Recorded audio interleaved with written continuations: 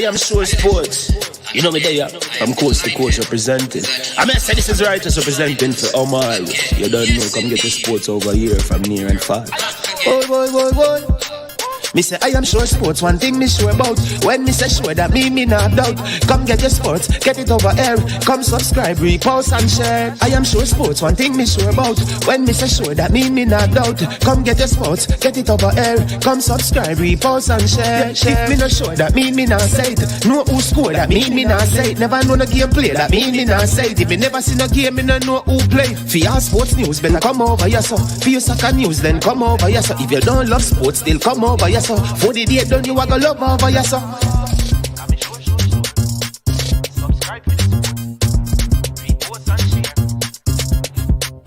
So when it comes on to behavior concerning football, Jamaica is decent. I am sure that if we can get all of these things done, set in place by the end of April, it gives us enough time before the World Cup campaign.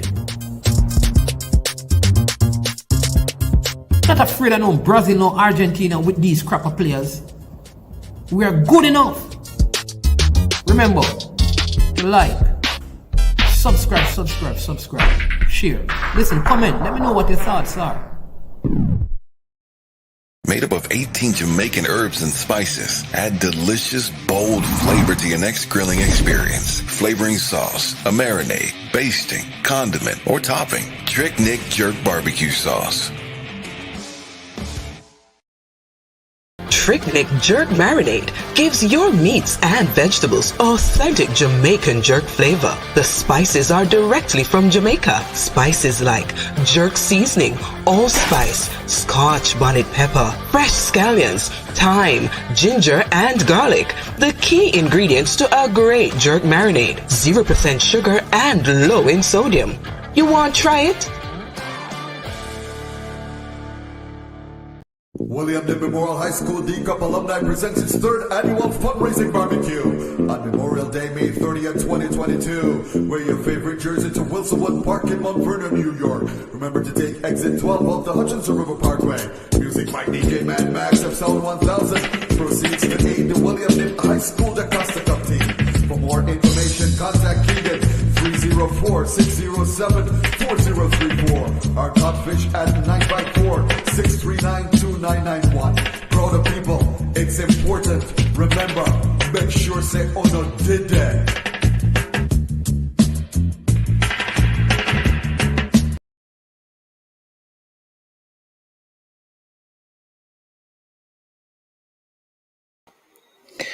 All right, greetings, good evening. Welcome to I Am Sure Sports. I'm your host, Maninsman. And this evening, we have another legend that we're going to be speaking to. A stalwart at Cornwall College, also at Wadada. I mean, if you know anything about Western football in St. James, this is a championship winner and championship player out there in Western Jamaica. His name is Mr. Carlton Cloggy, they call him Alexander. We're going to find out why he was given the name Cloggy. He's all decked out in red from head to toe. I suspect not because Liverpool won a game today, but because Manchester City tied a game today. And his euphoria in terms of the Liverpool fans. They have won the title because City tied against Crystal Palace. But just want to let them know that there is a little team that is called Arsenal that they have to get past on Wednesday. But we won't get into that in this interview, all right? But first and foremost, let me say a big thank you to the sponsors of this video. The sponsors are Prestige Finance, lending a helping hand when you need it the most. They are located in Linstead, St. Catherine, Jamaica, and you can reach them at 876-884-7390. They will offer you a loan of up to 100,000 Jamaican dollars and no processing fee, same day processing, and you will pay as low as 0 to 4% in interest rate.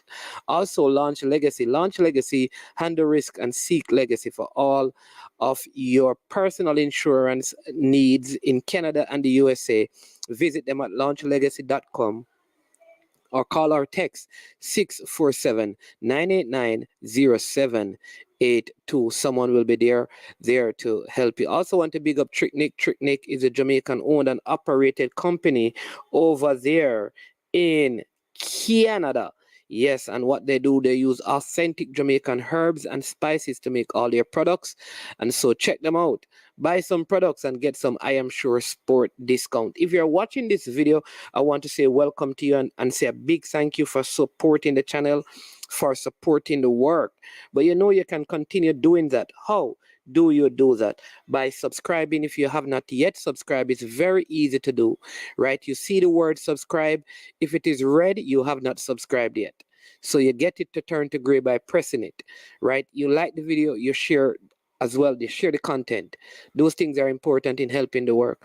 We also have a super chat and a super sticker feature where if you want to make a contribution from $1 to $1 million, right?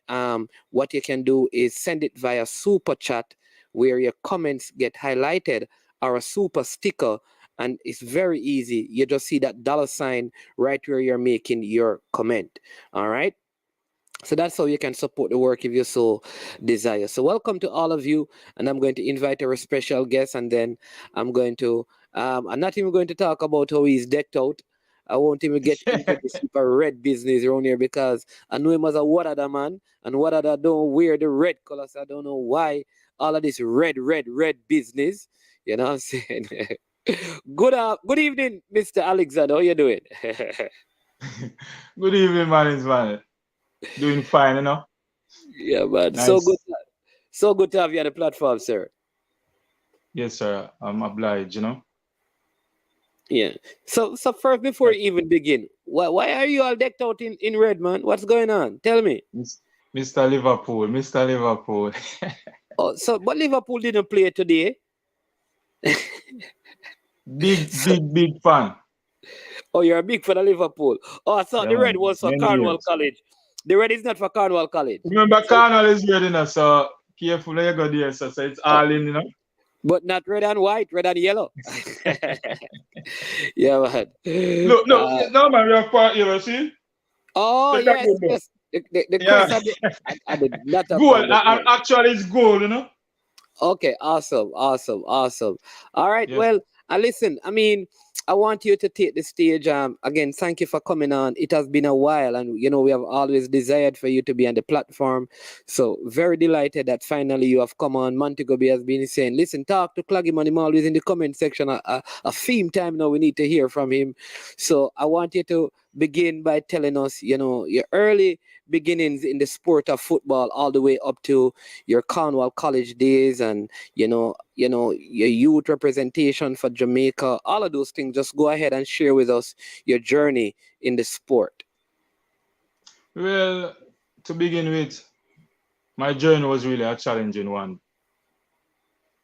It all began down there in Montego Bay, out by Rosa. That's where I grew up. I would say that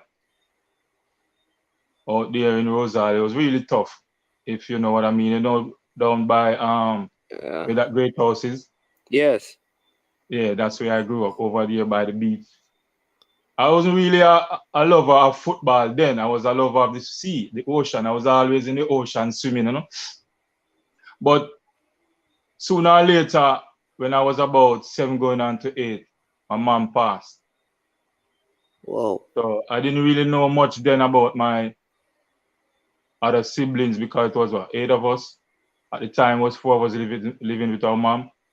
So what happened is that one of my siblings was from a different father. So she went with her aunt, while I, my brother, and my sister went with my grandma. My grandma I'd already have one of my elder brother, but I didn't even know that until I went there to live with her. So it was really challenging, because by then my grandmother was just doing a little selling to support herself, and now comes 3 more kids on her. So it was really tough growing up in my days, you know. So Yeah. a lot of people don't know that I was like a child growing up without a mom, you know? And your father wasn't around either. He was around, but I didn't know my father until I went to live with my grandmother. Okay, okay. And then he wasn't really doing much then for us as his kids, you know. So we all went there living with grandma doing her best. Sooner or later, my other brother, the elder one that was with her, went off to States. So things become even more tougher because, you know, going to States from way out in St. James after board. So he was in boarding school then. So we were there with grandma doing the little chores, running around, going in town, getting supplies for her. Sooner or later, she lost a finger. So that even become more tougher, you know? Wow. So if you want to find little Xander by then now, I was out there in the ocean and swimming, fishing, and all those things. That was my first love. Then what happened now? I have this cousin come from Kingston, and he came down there to live with grandma also. So in those days, the cars, the trucks wasn't that so plenty. So we usually just play scrimmage in the road, you know. So they roll out a little ball for me to take him on, you know. So Yeah. 1 against 1. So I was just pushing past him, getting by him and scoring. I think I maybe giving like maybe 6 love that day, you know. But that time I was very speedy. So sooner or later I went to live in Barton because, you know, the and Rosal now, like the estate belonged to, I think, a guy named John Rollins. So those was some prime land we were on, because these people now that was on the land work on the sugar estate back then. Because many people don't know, right down there was all sugar cane on that road, you know? Right, on that stretch, yes. Right. So there comes, I think the government asked him to build those hotels that you see there now. So they relocate us to Barrytown, a neighboring village. So that's where I really, really grew up. And then that's where everything's really started. Okay, Because I went started Barrytown school, and then Barrytown this guy Primary. came from, no, it was all age then. Okay. Barrytown all age. That's the school I went to in my early days. Didn't make the team when I was there because they were using the older guys. I was like maybe 10, coming up 11, 12 back there. I didn't start in Cornwall yet. So didn't make the team, but I was there on the reserve because I was younger and using the older guys in the all age, you know. Went there but watched the flanker school, bagging up Barrytown and all that, because flanker we have a really tough team back then. Flanker all age. Because they had an all age competition. Yes. So sooner or later now, when I reach about grade 6, I start show my prominence in the early school. We was playing the bigger classes, and I was running by people, you know, running by the other kids. And then sooner or later, they started a Barrytown all-star team playing against the neighboring teams. So we would just walk over to the neighborhood over that village called Cornwall. Playing it was our age group then. So in one of those games, I scored a diving header. And a guy after the game gave me a box. I said, my youth, this is a trophy. You're a wicked, bad goal, you know? So that's where I show really some prominence of what's going to become of my career, you know? Yes. Yeah. So you scored a diving header. You were playing forward? Yeah, I was playing forward then because that time I was like a winger. Put me on the right side and I would skip by everyone, you know? Because that time I was slim and speedy. Okay. And playing forward. So even my early days at Cornwall, well, that soon come to life. Yeah. So what happened now is that I get into Cornwall in grade 8, second form.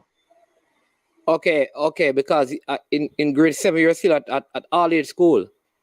Right, because I took a common entrance then, but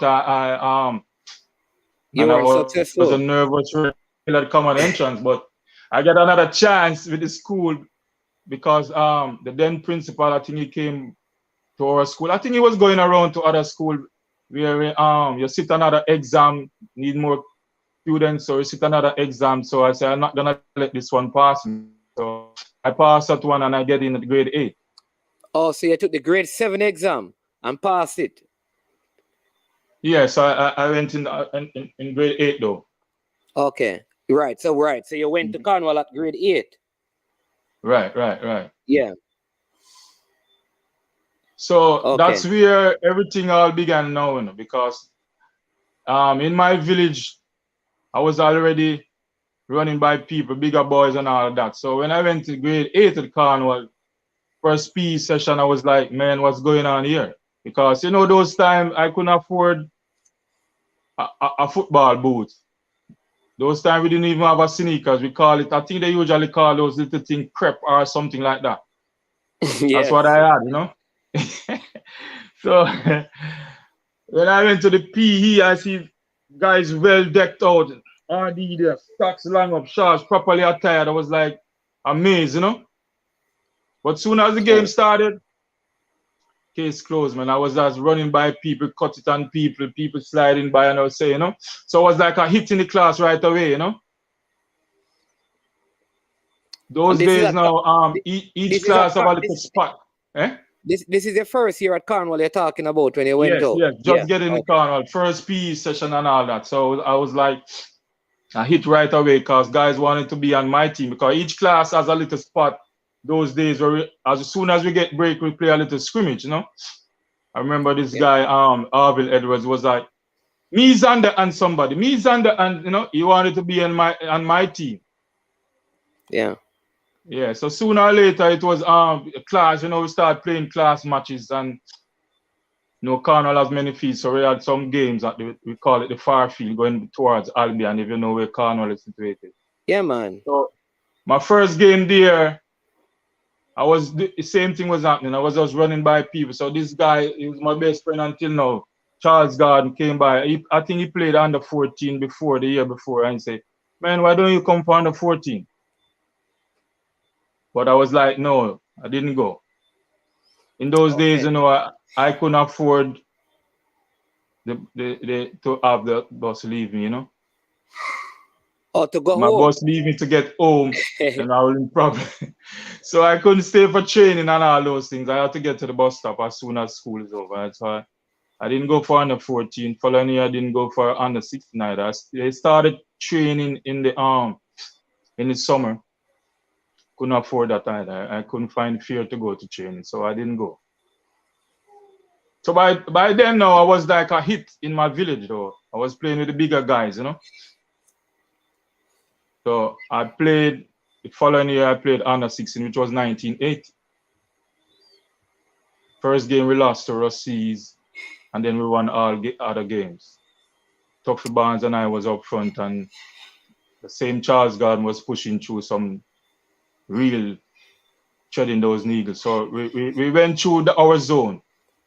We played York Castle in a final, but that game was 3-3, and I don't know what happened after because, trust me, we were abused up in Brownstown. What you mean you were abused? You have to explain that. I remember one of my defenders get a T-square. You know that T-square, that thing he used to measure up whatever in his head. People were literally on the sideline trying, because in those days they were ropes. So they were trying to abuse us, intimidate us, hitting us, you know. I remember, I think it was Tuffy Barnes who would turn around with a ball and just fire it into the crowd, you know. So it was 3-3 at full time, but it was getting dark. They wanted us to play extra time. I said, no, we're not going to do it. So we don't know what happened to that final. So by that under 16 year now, I start even playing a much bigger competition. There was this extravaganza that used to keep by the Half Moon Hotel where teams like, I think Reno is in there, Reno, Botafogo from Flanker, you have Hornets, Seba, all those teams, a lot of team from Kingston. So there was a team for Disco Inferno, even remember that Disco place down there in out there by Holiday Inn, in front of Holiday Inn. They had a team in the competition. So I made that team as a 15-year-old, because I wasn't yet fully 16. So we played Seba in our first game. That was my real competition. This is a senior Seba team? Big yes, man. Okay. So my first run out was, they started me, but they took me off at halftime because I was flying down the block. I was known as a any side you put me on, the right or the left, I was just skipping by people. So I even earned my first nickname in that game because there was this ardent Seba supporter. His name, we call him Baccarat then. He was like, Little Destroyer. That was my first nickname. Because I was running by the Seba players, but they were like, get the schoolboy. That was this ringing out from a few supporters, you know? Yeah. So the late Wal Crooks, I think he got intimidated and worried. You know, he said, Little Xander, come. Oh, and You they don't want to get substituted you. anyone broke you up. Yeah, he said, you don't want you to get broke up because we want you to play D-Cup, you know? So they took me out after halftime. I was really upset, but then they were trying to protect me, you know? In those days, I was really skinny at that age group. But I was quick and proper technique too. And I feel like a skill I could work with at the time, you know? Yeah. Yeah, so that was my first real test. By then, I already have the name now, Cloggy, because back then, when I started the Cornwall, I had a chance to get in town to go at certain games. We would just go whenever St. James play in the Jared Park. A friend and I, two friends of mine. Meaning the St. James Parish team? Yeah, we usually have the parish league. Yeah, so we have a spot where we sneak into the park as a youngster. My friend and I have a friend, we call him Scabby, his name was Liebert, and the next one, Steve. We have a spot. So once we get to Jared Park, and we're peeping, security not looking, we're in the park, you know? So we could get to watch those big games back then, you know, as a youngster. So I'm going to get the name Cloggy, where that comes from. Yes. So by then you have St. James playing with the dreaded midfield, which was Alton, Noah Sterling, Alan Creature Aarons, and Raymond Cloggy Clark. That was a dreaded midfield for St. James. He of the passing midfield and the kicking dynamo from Cloggy, you know, Raymond. He could strike that ball. He used to play for Cornwall, then I think he transferred to Ville. Okay, so there was a next person named Cloggy. Yes, man. That's where I got my name from, because Cloggy now, my peers started to say I look and play just like Cloggy. Slow motion, kill people, passing was right there just the same way. So that's where the name stick. Everyone's I say Cloggy, you know? So that's where, but Raymond Clark was a real Cloggy. He was a dreadlock. But as a youngster, they said I moved just like Cloggy, you know? Only thing I was more speedy, you know? So that's where they Cloggy, and from that day, Cloggy stick. From those days, in the late 70s. Okay. All right, so you got the name Cloggy. You're still around 15, 16 because you play under 16 for Cornwall and things. All right, so what happened the next year at Cornwall? Did you still play under 16 or you went into the daCosta Cup team? And tell us about this. I went into the daCosta Cup team for 81, which was my first season. So I made that team, but I wasn't starting. I was coming off the bench. As a forward, as a winger? Yeah, as a forward. I made that team back then as a forward. But I was coming off the bench as a forward for that year, 1981. I played a few games. I remember playing against Yarcastle. I played against Monroe. I think I played against your school, Mannings. I played a few games that season. Okay. So but how did Cornwall do that season? Did you win the daCosta Cup or win any title? No, 1981 we went through the zone. We basically drew all the games in the interzone. That time it was interzone. Yeah. There was not many schools like right now in the competition. So we never made it to the semi-final or final. Okay. It was the following year now big things started, you know. So your first year you were coming off the bench. Your second year now, which is 82. Right. All right, that was a big season for you and for Cornwall. And for Cornwall, because basically most of us 81 was pretty young.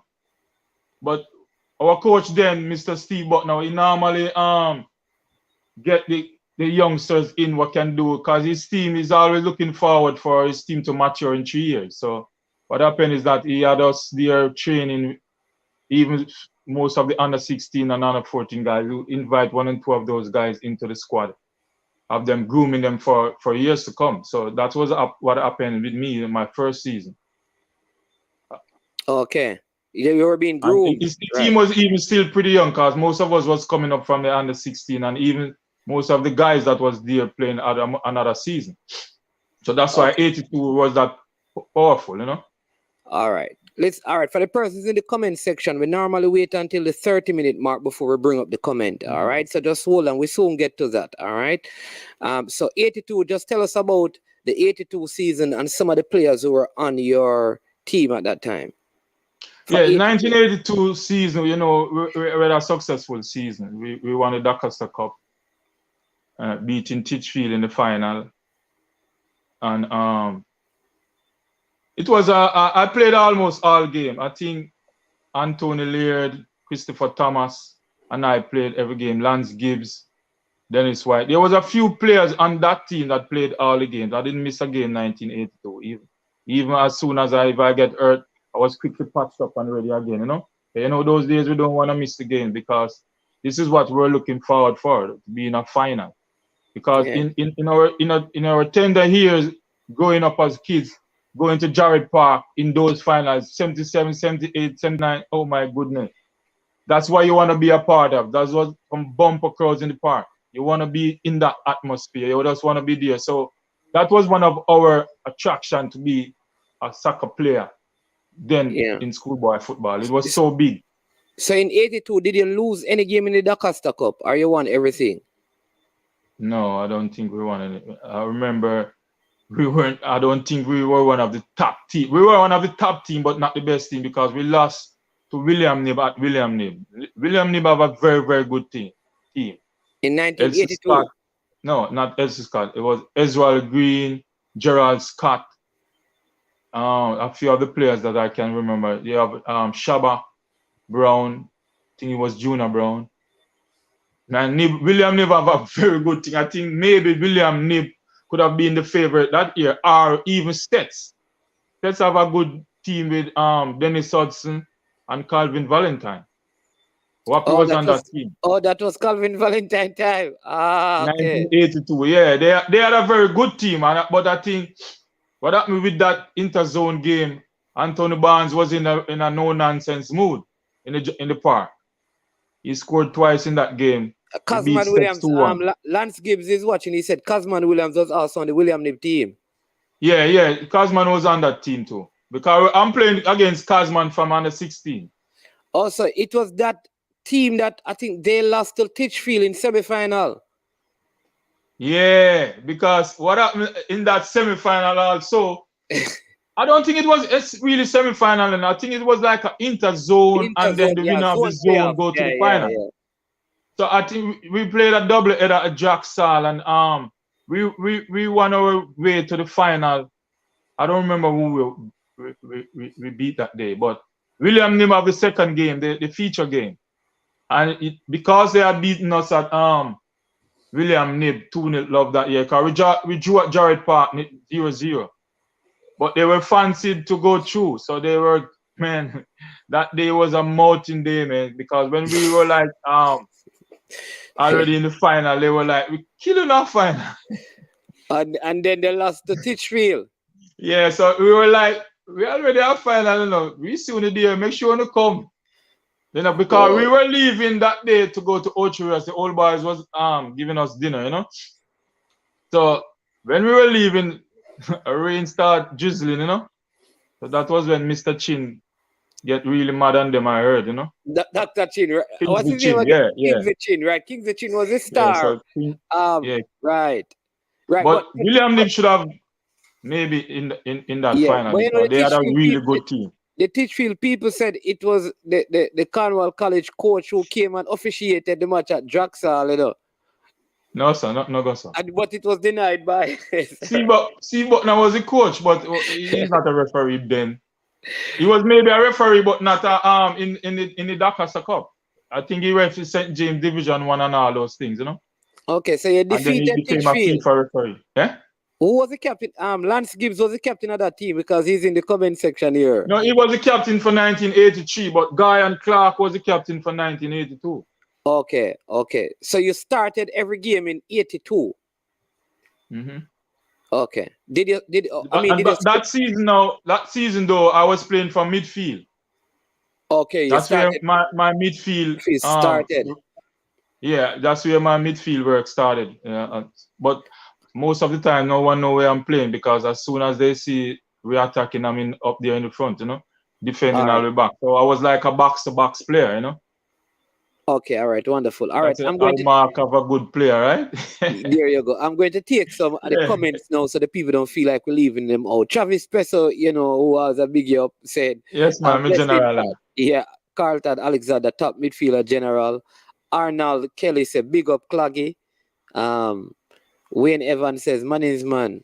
Craggy midfield general, cool and calm. It's not Craggy, careful, It's Cloggy, Ricky. Yes, respect. Ricky Miller said, "Bless up, me skipper Cloggy. Wadada for life." Valdo. Yes, sir. Play together at Wadada. Yeah, all right. Yeah, we just get some more. We have some more comments and some questions. Gunners boss say you're chubby, old and slow now, Carlton. You asking Yeah, man, never know my 50s now, man. Fresh guns. Gunners are being so. Yeah. Try Malcolm, the big Russian says, "Good evening, viewers. Lovely program, man. This man. Much respect to my real brethren, Cloggy. Big rival way back. Way back from Wadada days also. He was at Rossi's and I had Cornwall. He was at Rossi's during that time when you were at Cornwall? No. 83. Yeah, he was the captain for 83 Rossi's team.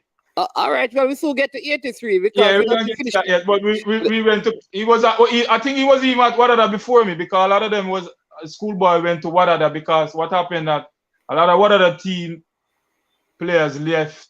I think it was like 82 going on to 83. They disappeared after our trip, So Wadada have to use a lot of schoolboys. A lot of schoolboy, yes. Somebody told us about that. Was it? I think Mr. Buck that told us about that. Yeah, but I wasn't there yet though. I was still. I don't get to the other team that I was playing for before I get to Wadada. Okay, so Lance Gibbs says, "Big up deadly striker." Yeah. That is man. Clifton Clark says, "Big up yourself, Cloggy, a Jege Sam." Respect, General. Yeah, so you know the names, right? So once I call the names, you're supposed to know them. All right. Yeah, man. Aldi and Dunn in the building as well. Good afternoon, respect, boss. Giant. Bud, my friend, my teammate, my brother, my family, up top. Yes, sir. Yeah, my king. Good to see you on the program, my G. All right. Wayne Simit says, "Bless up, Cloggy, real general, respect, lion of the tribe." Yeah, yes, man. Mitzi Davey says, "Big up, my friend Cloggy. We are always rival, laugh out loud from William Nib days until today because you are Liverpool." Yeah, man. We have some of the best friends from William Nib, so, Chelsea.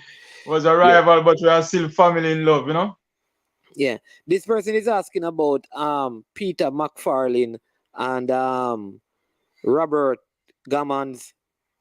I don't if you know those persons. That's gonna McFarlane. Yeah. I think Peter was in Canada, Yeah, original general that Wayne Smith says, Raymond Cloggy Clark. That is the person who got the name. Yeah, got the name from. Yeah. Yeah, man. All right. So let's go back now to where we. Let me just. So 1982 now we won. At Titchfield, Guy and Clark scored in the final at Giant Park. So we won that game.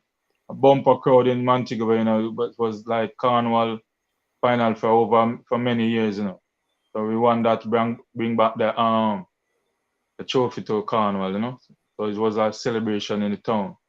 So after that season finished, I went and played with Lance Gibbs, O'Neill Eccleston, may his soul rest in peace, another friend of mine. We played with the Fogo United.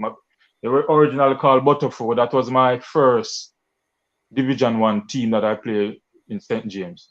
That time, St. James Division 1 was big thing. Right, because you had Wadada, Seba, Violet Kickers, Fogo, Glen Devon, all those teams was top teams, Seaview, Hornets, cause T-Gat was at Hornets. Anthony Fallis Williams, my friend, my brother from another mother for life. He was at there. May his soul rest in peace. He was at Hornets. So I went to Wadada before him, but we soon get to that. So I was playing for Fogo United then as a let me just give you this because I don't want the people. Hold on. Great to see Bugs in the house. Arnold Kelly says, and then this is Shane Crawford. I said, big up Coach Cloggy. Yes, I'm General Latino. Yeah, then Daniel Simit says, Cloggy, I still don't forgive you for that goal at Wembley against Reno in the final. That was a classic. All right. I have some of my best goal against Reno also. You know. I have some real goal that people are always trying to distinguish which one was the better one, you know, and a few of them was against Reno, you know. Yeah, man. And then Lee Craft Letman in here saying, real general, one of the best, both as coach and player. And then at this Liverpool man, but never walk alone going to leave the Liverpool discussion, you know. Oh, yeah, God. All right, but continue the story now about. So I went and played for Fogo United after that successful 82 season. I played with Arlo out by flanker, so I become like a child of the flanker community, you know.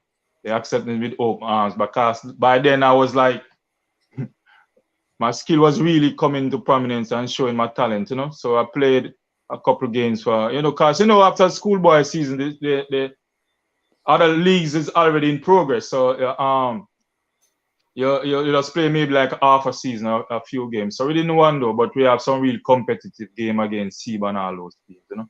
So that is what, but by then that I share this with you, I was an ardent Seba fan though. Surprisingly, a lot of people don't know that I was a Seba fan as a youngster growing up. But when I went to Fogo, that's where the switch mentally began, you know, because what happened at Fogo and against Seba, I was abused as a youngster against Seba. Because you went to forget Noah Sterling and Alan Lott. But for Fogo, I was like a forward. I was playing forward for Fogo. So, you know, you as a forward corner against your team. So you're standing up there waiting for a ball to counter attack. And I can't forget this. Steven Zarbol Thompson. Off the ball, remove my ankle. Yeah, he just kicked me in the ankle and I was on my all fours flat out and I had to stretch me off. That's where my ankle problem started, you know. As a original Seba fan, you know. But because I'm a youngster, you know, you're playing with your peers and your colleagues. So I went to Fogo. So the following year also, before I get there, a next incident happened against Seba again. I get an elbow in the mouth off the ball just the same way. So that's why my switch to Wadada 2 years come by was very easy, you know. Okay. So in 82, you won the daCosta Cup. Did you win Ben Francis Cup? No, we lost to Ben Francis to I think Veer to my friend Joe Downer, you know. Also, Veer have a big man team that time. Joe Downer, Ruan Palmer, Howard Cephas. They had a very good team and they brought the game to stadium. Until now we're asking why that game was playing Kingston. Well, you wanted it to play at Jared Park? No, not Jared Park. Maybe at Jack Sall, meet with halfway because we're already tired for the season. Traveling and playing all these more games, you know. Okay, so played halfway at Jack Sall will be better, you know. Oh, okay. So the Olivier Shield was played in Kingston. Yeah, we played Camperdown. No, man, not the Olivier Shield. Sorry, the Ben Francis. Yeah, we played Veertech. And then we played Camperdown. We played Camperdown. The first leg in the stadium, we lost 2-0. No, man. What was the score in the Veertech versus? They beat us 1-0. 1-0, okay. Yeah, and they went through to the final and they went through to the final and what? I don't remember who they played in the final though. Okay, and then in the Olivier Shield now you played Camperdown in 82. Right. Okay. With Cargill and Barrington Gaynor, Bauer Hines, all those guys. They beat us 2-1. They beat us 2-0 in Kingston in the stadium and we won 1-0 in Montego Bay. But we should have shared that cup though, because we got a penalty which was disputed by Cargill. on the field. The game stopped for maybe a while. I think he got red card in that game because he was disputing the penalty that there was no penalty, and he sat on the field for a while. So the game was held up for some time, you know. Peter Cargill did this in school. Yeah, man. Man, a bad man. At Gerard Park. So the game stopped for a while. And So then Guyan missed the penalty. I think it was saved. I'm trying to remember if the goalkeeper was Nyran Pra. He saved it, and then Tuffy Barnes took that corner. I should have scored from that corner. I had it on the upright. And that was a corner that we practiced for a glancing head at the near post. And I think I headed it too hard. So it hit that upright and back out in play, you know. I should have scored that goal. Okay. All right. So that's So we won one love though, but it wasn't enough. All right. So tell us about 83 now, because we have Andrew Price here, you know, because you did call out Andrew Price in 83, so he's here. He's here. Yeah, 83, you know, was another successful year for us, you know. Yes. We had I think I'm trying to remember. I think we lost 2 years school, you know, 1-0 in 83. that season. Yeah, man is beat us 1-0 at Froome, but it was the return game. I think that team had Cecil Pringle. I don't remember if Cecil was there, you know. And Clifford Smith, who ended up moving. Yeah, I remember Clifford. Clifford transferred to Veer, and we played all D together. Yeah. But I remember we played you the first game at Cornwall. Man, should have won. Man, should have won that year. No, man, we beat a 7-love at Cornwall, you know, so you have to win. They would have beat you, man. Just get for that. Yeah, man, the first game we played you guys at Cornwall, I scored a hat-trick from midfield. Okay. Yeah, so that year was a wonderful year for us. I was a leading goal scorer for that team from midfield. Okay. So, this is 83. So you had to go past, you had to go past a good Rossi's team with Kenneth Gainer Blacks, man. Yeah. My good friend Kenneth Gainer Blacks was a terror. Because the first game we played Rossi's at Gerard Park, they beat us, I think it was 2-0. Okay. And that was a game that Gainer stamped his class, because you know Gainer was very quick, you know. And if you give him space, he's gonna exploit that. But the second return game we drew 0 at Cornwall though. And then the next game we was the final where we won. So let me get to that. So you beat them in the finals?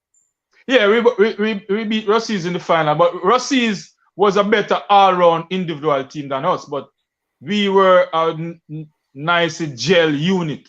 Chemistry on our team was very, very good that season. Because we were most of us was coming from, some of us was coming from the 81, while most of us was on the 82 team. Because I think it was like 3 guys who leave the 82 team. So we basically have the same team for 1983. Okay. Lance Bugsgies was the captain. Anthony Brigadier and Christopher Thomas and I was same in the midfield. Paul Wellerly at right back. Dennis Treadwhite partnered Lance Gibbs at centre half. Barrington Renchi Watson was in goal. Very good keeper. One of the best I've seen. And we have at left back Ian Watson Carr, Tampa Carr. Up front it was Peter Michael, Vinton Williams. Certain Thompson was coming off the bench. And who am I missing? I think it was Maurice Carr playing sometime there too. We have a very good team, a balanced team, but we weren't the favorite. Rossi's was the favorite because Rossi's team was stacked with players. Most players that we knew from then from Montego Bay, you know, got the transfer over to Rossi's. So that was what bring that rivalry and make it so strong, because we knew these players, you know, because they were Montegonians. I think maybe 1 and 2 players from like Donald Youth from Westmoreland, and maybe Linton Kong from and Troy from Hanover. I don't know if I'm right, but most of those players was, even Brevet was at right back. I think he played under 16 at Cornwall, transferred to Rossi. So we knew most of those players, you know. All right, hold on. But they were balanced. Yeah, let me give you some more comments. Somebody said I leave out, but Clennon said I leave out, but Bob wasn't on the 82 team. He wasn't on the 83 team. Okay. Bob played left back on the 82 team. All Bob right. Ferguson. Yeah, let me give you some more because I don't want to miss out the comment. So just stay right there now because a lot of history we hear already right here. You know. Yeah, Yes, I'm my known as a general. historian, you know. Okay, so this is Earl Bernard saying, yes, my general Cloggy from Barrowtown to Cornwall, real Yes, brethren. man, that's my village, man. Those are my peeps, you know. Yeah. My neighborhood. Yeah, man. Andrew Price says, big up yourself, Cloggy Alexander. Love the battles we had as schoolboy and senior players. Cornwall versus St. George's, Wadada versus Boyson. But we still get to some of those. Yeah, man. Yeah, man. Some and real then, ball game those, you know. yeah, Clennon Clark said Cargill was banned for that incident. Yeah, at I think Jarrett so. I Park. think he did. But that was his last year at schoolboy, though. I think. So it wasn't even matter to him. I think he went back. Well, I don't know if he played National League then for Harborview. I think he was at Harbour. Okay. And Yeah, then, Robert said it was Nyron Pra. See, my memory is still good. Nyron Pra was the keeper then, you know. okay, and then you gave Rossies 1-0 in the finals. I think That's this is 83. 83. And they said that Yeah. you scored a pile driver. you scored. Who was the keeper for Rossies? Yeah, I scored in the 1983 final at Jarrett Park.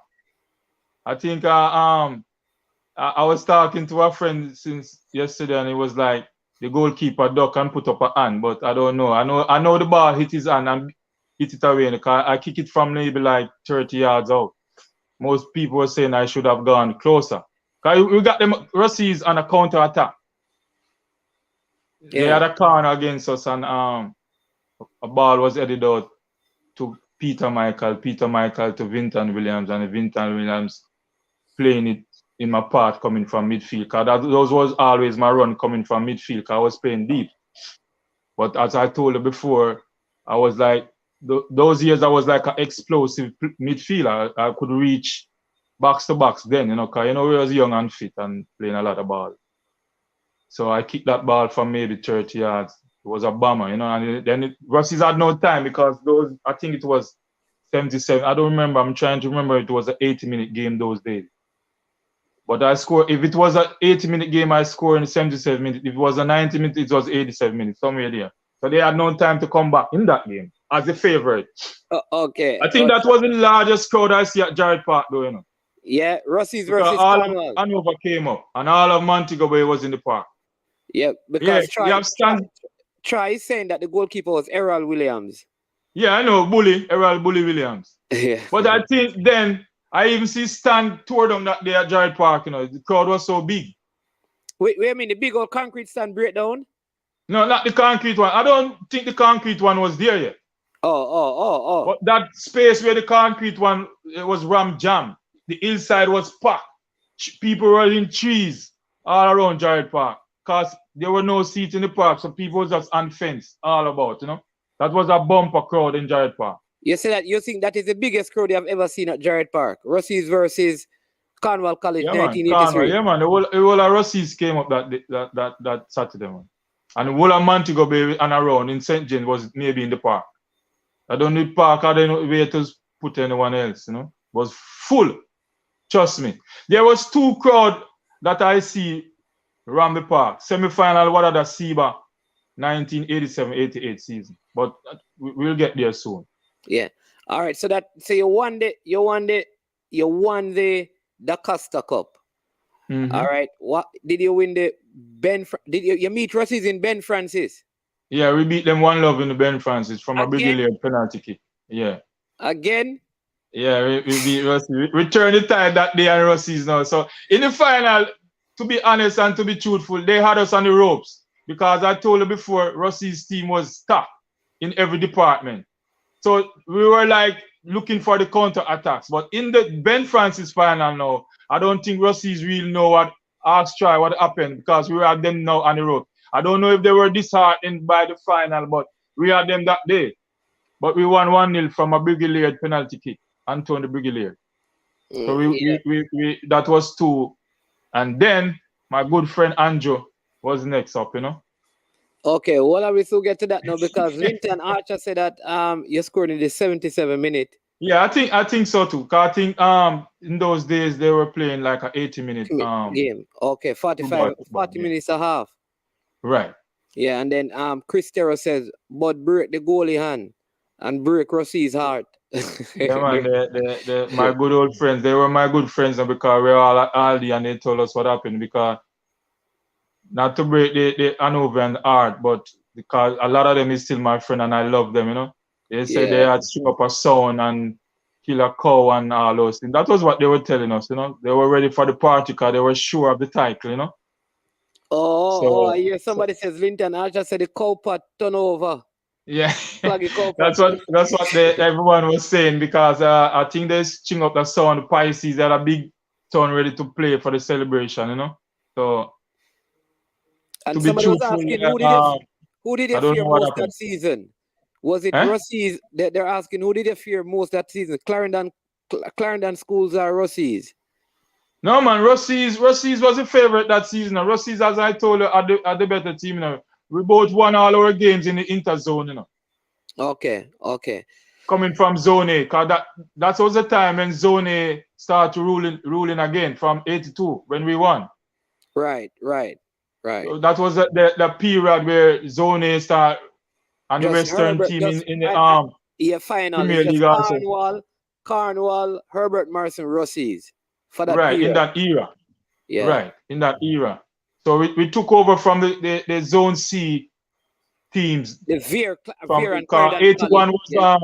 was 81 was Dintil with Paul Newman and all those guys. Okay. 80 was Midfield Dylan, my good friend also, and Federmap from Veer that year. And then 70 I know 77, 78 was Clarendon. I'm trying to remember if it was Dintil who won 79 also. Yeah, I think it was Dintil. So those was the year when the park. I think the park used to be full because bus loads usually come from Clarendon, but not like that 83 final. Because I was there as a youngster those days, loving the sport, you know, watching the sport and developing. So I used to be in those crowds, you know. Okay, all right. So now you win Ben Francis, you win daCosta Cup 83, right? And now you have Olivia Shield and Nutriment Shield to win all four. Right. But as I hear my good friend Andrew told you that. So in the we play at Cornwall the first leg of the Oliver Shield 1983, and that game draw with 1-1. We scored a penalty, Anthony Laird again, and then Richard Strawn kick a bomber. We on the field knew that it scored, but man, there was havoc in the crowd because those Cornwall supporters didn't think it was a goal because it was a ferocious shot. And as Andrew told you, it on that back bar that we had holding up our net. Yeah. And flew right out. I think that ball maybe went back to half line, but we knew it scored. But the fans didn't know, and it's the most Heineken buckle I ever seen rain that day when they gave goal, you know. So they didn't ban the Cornwall College field for that? No, sir. No, it was after a while Mr. Buckner went over and peace reign, because everybody was thinking the referee was cheating, you know, because if you are in that stand and that big pavilion all the way up there, you would think it didn't score because you know how Cornwall field is. There's a pavilion that hang over the field and it's a big high one. Yeah, so if you are up there on that top, you will think it's not a goal because he kicked so hard and happened so quickly, you know. It happened even to us 1980, the same thing at Frome against Manu in the interzone. Guy and Clark kick a ball and no one knew if it was a crossbar. Frome has a similar thing on the back and it flew out. Yeah. And if you don't have proper net, those things happen because the thing happened to me at Herbert Morrison also 1982. I kicked something and it flew through the net. That pigeonhole, there was a little crack there, and when I kicked straight through, and no one, the referee knew that it was goal because he was positioned to give goal, you know. Yeah. So you game drew at Cornwall College, and then you went and played them. And you went and played them in Kingston. We won 2-0 in the stadium. As Andrew told you, I out-jumped him for a header and not home. So that was the first goal early. I think it was like 3 minutes of play or 4, somewhere there. Was it in the first 5 minutes somewhere there, I think. I don't know if it was 3. But it was an early goal. I think that demoralized Andrew, you know? Yeah. And then Paul Wadada scores direct from a corner kick. Because he has those benders, you know? That's Dean brother. He was our for right a back. corner kick he scored at St. George's. Yeah, man. I think he scored one of those two in the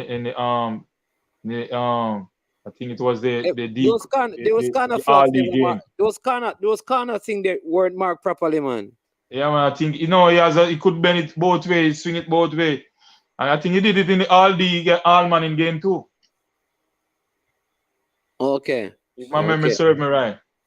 Yeah, so we won Triple Crown that day, So I think we were over celebrating, And not to, what happened to you see that 82 final, I think what beat us against Camperdown, the old boys for Cornwall is to blame, Listen, old boys. Because what happened, they brought us to Kingston first time in a hotel, put you in the ocean or downtown, and man, I don't think most of those guys rest that night, Yeah, we lost focus that game. And by the time we get to refocus, Camperdown has us 2-0. Because we were celebrating that night in the hotel, relaxing on phone and everybody up and down all over, I think maybe a little indiscipline crept in, Yeah. I think. So the following year, Mr. Butner, what he did. Said it. Mr. Butner said it, the first time he did say that, because when he was doing his interview, he spoke about it, true. Yeah, he shouldn't have gone to nothing like that. So what he did the next year, he said, no, man, this is going to be a rough night for you, I've got to feel the roughness. He brought us to Up Park Camp. Oh, so, when they were playing St. George's? Yes. Yeah. So we were more focused then, for this one. We said, well, we need this one now, It can't twice be into Oliver Shield and don't come home with something, Yeah. So, but then Steve Buckner said that you guys didn't, he said it's in an interview to same thing Lance Gibbs saying. Gabby said we don't drink nutriment. That's why you never win the nutriment shield. I don't know. I think one of the things we were celebrating too much after winning that Oliver Shield. We lost focus for the return game, and by the time we realized it, man, George is not a good team, Yeah. Sean was a deadly kicker, and the Zaydi brothers was very good. And you have a guy, Paul Littlejohn, he was very skillful. He had a very good team. I'm trying to remember some of the players on that team, but I know they had a very good team. So it was a good contest. Yeah. But they beat us. I think it was 3-0 in the park too, They embarrassed us. Okay. We already do the damage to them with the most prestigious one in the stadium, Yeah, the Olivier Shield. Yeah, that was the one where we really wanted, but we missed out on the winning that 4th title, Okay. All right, and so now you made the daCosta team as well. Yeah. That year in '83. Yeah, we won 2-0 in the park. I think Kenneth Gaynor scored and I think Paul Weatherly. I know Kenneth Gaynor, Cosman Williams, and Dennis Hudson was up front. I'm trying to remember. I know that Capel Lawrence and I was in the midfield. I'm trying to remember who was, but I know Lance Gibbs was the captain. Donald Lewitt wasn't on that team. No, Donald was very young, Donald, I think I have a couple more seasons in him. I think it was his first year. Okay. But I know Capel Lawrence and I play. I think Linton Stewart was there. Well, I didn't think he started that game. Right. I know Eccleston play left. I think right back and Paul wasn't Kong the MVP? Not that year. I think he was the MVP the following year. I think he was MVP 84 or 85, somewhere there. Cause he was pretty young that time. I think Kong maybe was like 15 or so, Okay. That year. So I mean, okay, so you don't remember the defenders either in that daCosta team? No, Lance Gibbs, I think it was Lance Gibbs play center. He was the captain for that all-D team. And we have Paul Weatherly at left back.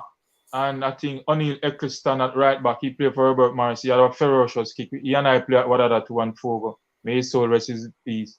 I don't remember who played. Lance maybe can remind me who played center half with him, I'm trying to remember who was at center. I don't remember if it was Troy. Okay. So that happened. And did they have an all-school team? I think did you make the all-school team when they? No, I wasn't. I don't think. I think the all-school team was maybe made up of juvenile, and that was my last season. Okay. I was already going 19 right there because I born in November, so I was already, the all school team was made up of maybe 18 years or so on. And somebody said an Hero was on the team. No, Hero was there 82. And okay, so it wasn't on the Hero Scott played 82. Lance Gibbs said that Tread was beside him. I thought Tread didn't get invited for three all daCosta Cup team and didn't play none. Come again, Bugs. Rethink that one. I'm trying to remember. I think Tread didn't play the game, but I can be wrong. But they always say I don't miss out on anything, and I'm the history man, but I don't remember that one. Yeah. So that is your last season at Cornwall. Paul Weatherly here says a tall veer defender played centre half with Bugs. Yeah, see, I know that it wasn't Tread White. I know it wasn't Dennis Tread White because I think he got called from 81, 82. He was a very tidy defender, but small in stature. But we used to call him Tread. His name was Dennis White, but we call him Tread White. But we call him the small axe that cut down big tree, you know. No matter how tall he's not pulling out of the tackle, you know. So all your time at Cornwall, I mean, you were doing all of these things, you never got called. Okay, somebody, see, Andrew Price reminding you, he said 10 line Nelson from Veer. Could be, yeah. I don't remember. Could be. Yeah. No, I didn't get called to the even when I was doing good from 82 onwards, because I was one of the standout from 82 and 83 team. I didn't get called to neither the under 23 nor under 20 team, because in those days I don't think they were looking west, you know. To be honest, I don't think most of those coaches was looking on the Western players or scouts on the Western side. Players. I don't know how they scout players in Jamaica, to be frank, because I always ask how do they do that? Because even with you, you know, but we're gonna get into your Wadada career, because even with you didn't play for Jamaica a whole lot, you know. I didn't play for Jamaica none at all. Angling would just come to me and say, Carl, say you're ready for you know, you're ready. But we will get into that, because I don't think at that time I was even interested. So we get into that though. Because, you know, those days they weren't giving anything. And in those days, I think I needed a job to help my family, because we were, as I said before, I didn't have no mom. Grandma got hurt doing his little thing. When we moved to Bartown, grandma wasn't working anymore. So there was nothing much coming. It was my brother who by 78, 79 got a work at the Wyndham Rose Hall, start helping us to go to school. Because I remember going to school without lunch. A lot of people don't know that, but I have to be just honest with myself. I go to school without books, my brother and I. Yeah. Because my father was the only one there for, and he didn't understand what's going on, and he didn't care for us that much to help us in school. So I went to school basically without books, my brother and I. Because I had a bigger brother who played 1980 and 81 also. Terence Alexander, he was on the 80 team and the 81 team. At Cornwall? At Cornwall. So just think about it. I don't have a mom. My father was like, he spent most of his time at the alcohol shop, call it that. So you know how that goes. Yeah. So he wasn't there. So my brother and I had a sister who followed me, who was with grandma now, going to school. So the little was coming in, have to go to Fear to go to school. So that's why I was telling you, I didn't stay around to be at no training back then. Because when I made the first 81 team, we were boarding. So they were taking care of us then. So it wasn't taking that much out of me to get to training, you know. Okay. But a lot of people don't know that, because I even was talking to a few of my peers that I play with. They don't know much about what I went through in school or even at Wadada. They thought I was this guy who have this, because I was one of the humble one who no one know much about, because I didn't talk anything about myself, you know. So all right. So, go ahead. No man, go ahead. Yeah, so I went to school without books and sometimes without lunch. And no one knew. Because all I want to do is just go to class and get home. I would borrow books here and there to get in, you know? Yeah. Wow. So when you finish that final year at Cornwall, Yeah, because I don't know if nobody was paying money. What did you do now? You understand me? Did you go straight into As soon Wadada? as soon as I leave Cornwall, Mr. Butner was then, I think he was a night auditor at Holiday Inn. He get me a work at Holiday Inn. Okay. So I was working at Holiday Inn as soon as I leave Cornwall. I got a job at Holiday Inn as soon as I walk out of Cornwall, and I needed that job badly to support the family.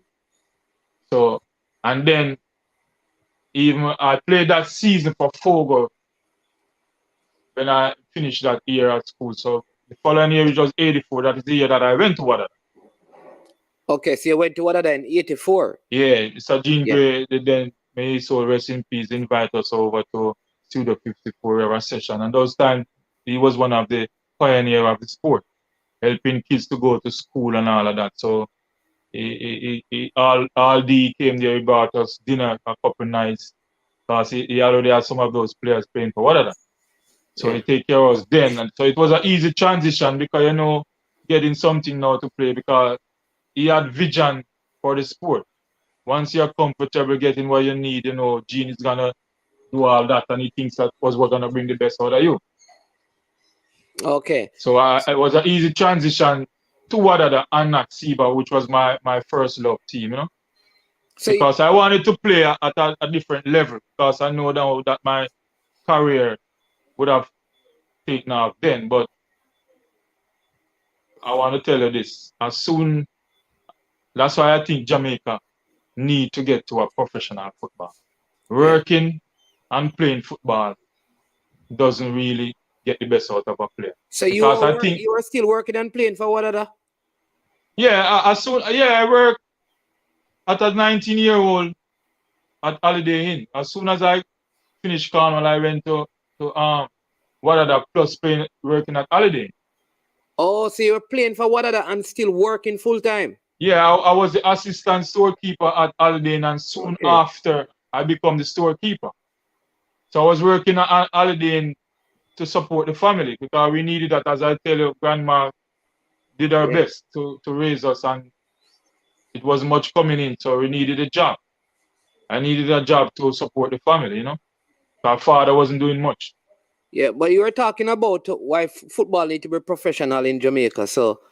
Yeah, I think we can get to that when I get into my coaching, because, you know, I started coaching as soon as I left Cornwall. Also. No problem. So, all right, go ahead. One of the things why I said that is because my career, I think, as a player, declined. Even though I was playing at a good level, I think I maybe could have given more if I had not to work. Because most of the time, by the time I get to training, it's already dark. I couldn't train as I wanted to, leaving work at 5. Because now Holiday Inn is all the way out there in Rosal, and I have to go into Montego Bay to train. I have to catch a taxi. We don't have a car at that age for ourselves. So by the time I get to training is looking to wrap up. If they are not running in the night, or I get up in the morning and do a little jogging, then I won't be playing at a certain level. And think about this. I have to get up and do a little jogging to stay up, plus perform. And I have to get to work. I have to get into work by 8. And that's what I'm saying. So I can train hard in the morning and go sleep on the people and work. At some point, they're going to be tired enough. Right? In football, recovery is very important. We all know that. One of the most important things in soccer, you have to be rested. Perform at the highest level. But if you're a bit paid at Wadada, then you wouldn't have to work. Wadada was paying us, you know, but Wadada paid us, but it's not paying me to take care of my family. It wasn't professional. Say like he's a semi-pro then. He's paying us, but what I'm getting at Wadada, he can't pay all the bills that accumulate at my home. Okay. And to build up a home. You understand what I'm saying? Yeah. But if we were getting play as players in Jamaica at that time, if we were taking it at a professional level, then we would have been doing well. How can you want to play amateur ball and want to play international, being international? It doesn't make sense. Okay. So not until we get to a professional level, I don't think we're going to do well. And we know how it goes with getting all these professionals from overseas. It wasn't until Simoes come with his professionalism in our country, we reach the World Cup. But he introduced some of that to us. Yeah. So you say you have to train, do a little jogging in the morning, go to work for 8, leave work, try to get to training. By the time I get to training, things are dark and stuff. Yeah. A lot of times. By the time I get to training, it's time to go home, and then I have to go back far because I wasn't living in town. I was living out town. I live all the way out there in Rosal. So by the time I finish going down, it was like back and forth because you have to catch a cab. Sometimes the cab is full, you can't get in a cab to get to training. Are you that At one point when in the latter part of our year, we were chartering someone to come for us, Yeah, Linton said Shortman used to pick you up. Who? Shortman come for you sometime.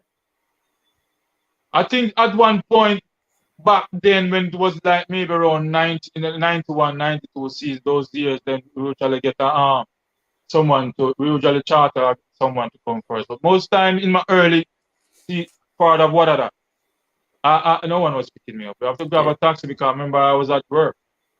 And most time, even if it's like mountain, I don't train because I have responsibility to finish that inventory at mountain. So when I couldn't go to training. When you don't go to training, do they play in the game? Yeah, man. Sometimes we reach training and I tell them, don't start me today, and then start.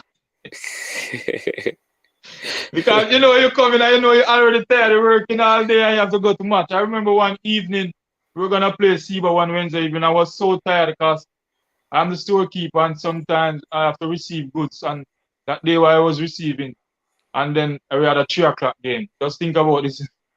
I had to work, then I have to go to match. So when I reached, it was skipper, Mark Ledford was the coach. I told him I don't want to start today, and I said, no, Cloggy, man, you have to start. So we go through all those little phases of our life, but sometimes people out there don't know what you're going through to perform at the highest level. Yeah. Whoa. All right. Yeah, it depends on what job you are in or whatever. I think most time those days, the Western player, a lot of them didn't work. I wasn't working at the time, but a few of us does, I don't think it was just Western player. I think it was probably right across Jamaica. Probably like somebody just said, except for probably like Portmore. Right. Maybe Portmore used to play players are probably Last P, Last Perfectus in those days. I don't know. Maybe for a time. Yeah, Gene was playing. I think Gene and Bim was at Bim Williams at Reno was one of the first guys I think started paying players. We're getting paid, but I know it wasn't enough to take care of the family and do all whatever to stop playing football. Yeah. Stop working. Yeah, man. So you couldn't take care of all of your bills, so why sense, Yeah. Tell us about your Wadada career now, because you finished with the school now. Now you're, because I never, that all this time, because even you were captain in Wadada, I thought you played for Jamaica. I never knew that in all of those excellent years that I've seen you in Western Jamaica, you have never been called up to Jamaica. Yeah, because even as a schoolboy, as I tell you, I play at Fogo United. I made the St. James team as a schoolboy playing out of Fogo. And I was called up as a schoolboy playing. They had a Western team. Those times it was the Cornwall County. They called it Westmore M16. Because Westmore was the president for the St. James FA, and he used to do these promotion games. So I was called up as a schoolboy for the Westmore M16. I played with Wendell Downsell and Andrew Andrews on the front line. I think Teagat Davis was away in those days. So I was a starter there. One of my better goals was playing against JDF. I think we beat JDF, St. James, the Westmore M16, 3-1, and I scored a bomber, a side volley. Even though I have a friend, Steve Clark, he's saying that's one of my best goals he ever seen, And that was the Westmore M16 as a schoolboy, and then we played Boys Town. I think that JDF team had John Barnes on it too, it was a big game. John Barnes? Yeah, because I think John Barnes was in the island, and his father was the colonel at the JDF at that time. So it was actually played ball in Jamaica? Man. John Barnes played a exhibition game against the Westmore F16 at Droid Park. Okay. We beat them 3-1 and scored a volley in that game. Okay. And then I must tell you, 1983, I always remember this. all of these times you're not getting no call up nor anything that to No. Because as I say, who do the scouting for Jamaica? Who was going around the country looking at players? That's what Simo is doing when he came, right? I So remember when I started who coaching, was I the have coach this at that guy. time? Who was the coach Eh? for the national team at that time?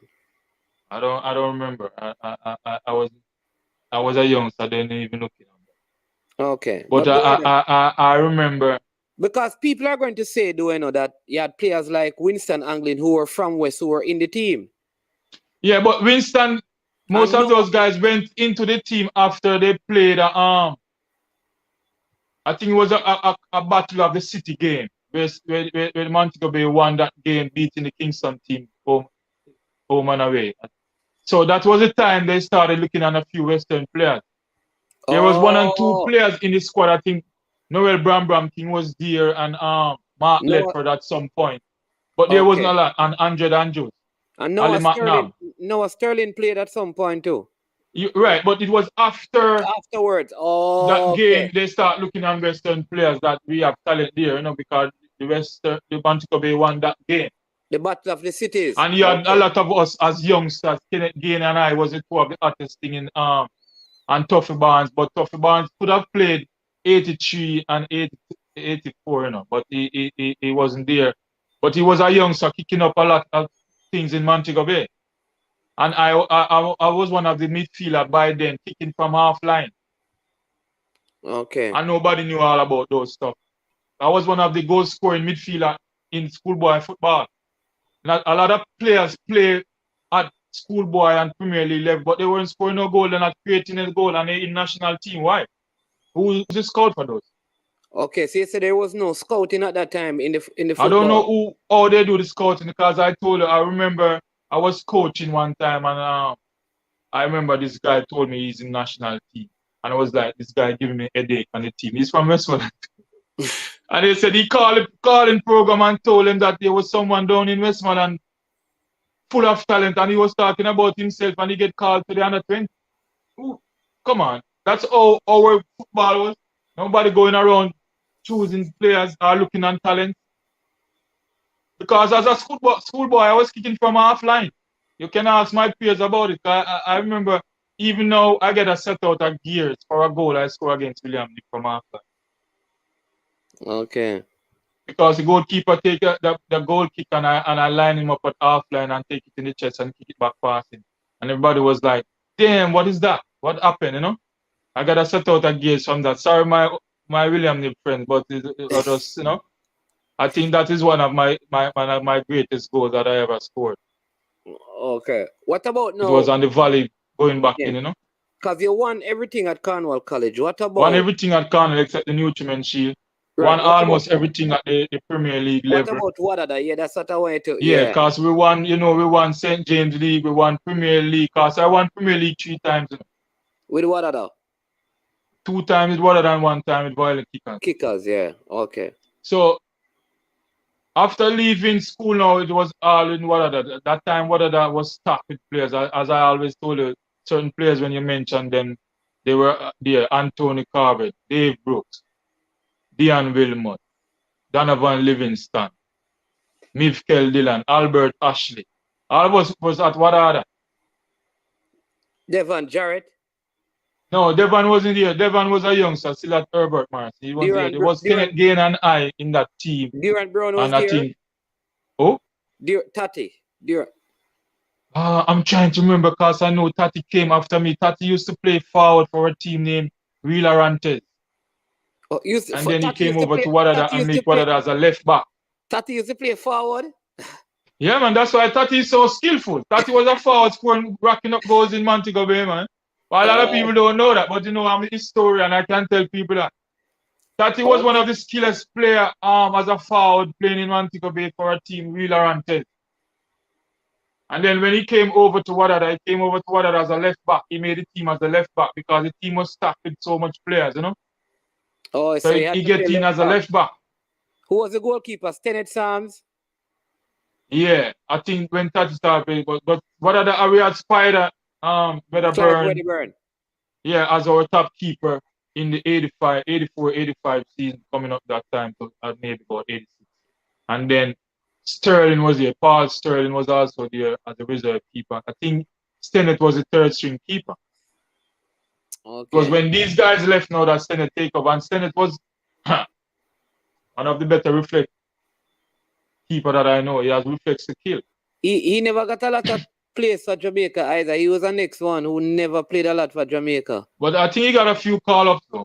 Yeah, he got a few calls, yeah. Yeah, so I'm telling you now, so when I started, now that I started coaching, I had an under 16 team up in Barrytown that coaching a lot of these guys. So one of my prodigy, was the great Milton Bunny Griffiths. He was one of my standout players. He was 10 years old that he made my team. Oh, okay. So I started. You kind of bit. Bunny.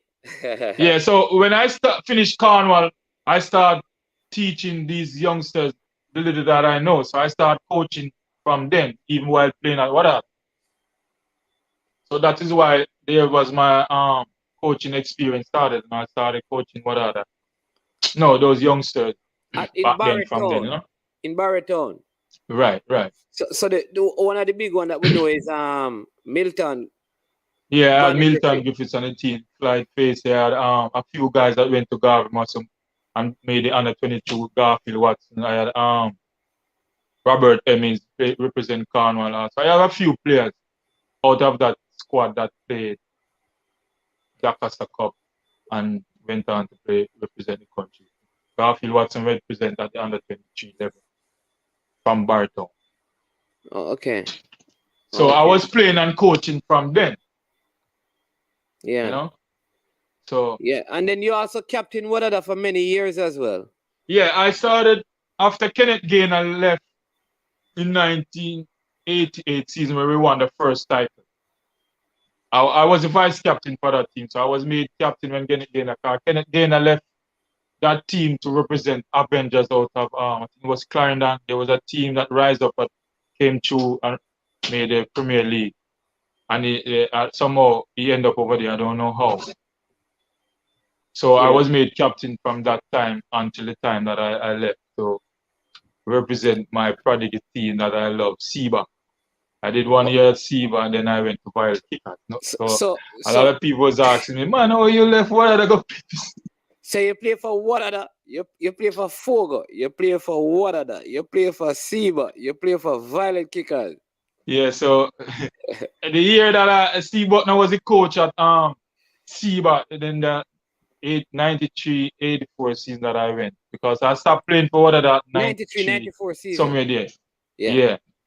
After we won that second title, 91-92, where I was captain, the following year I had some altercation with some fans and I decided to walk away, because as a guy growing up, I didn't like the confrontation. I was a peaceful, humble guy, so I decided to walk away, So when Mr. Butner went to see as the coach, they asked me to come by and I went and did a thing, but I didn't like the vibe there, so I went to Violent Kickers because by then Leroy Foster and I worked together. He was like, I was his supervisor, At Holiday Inn and played in the hotel league together.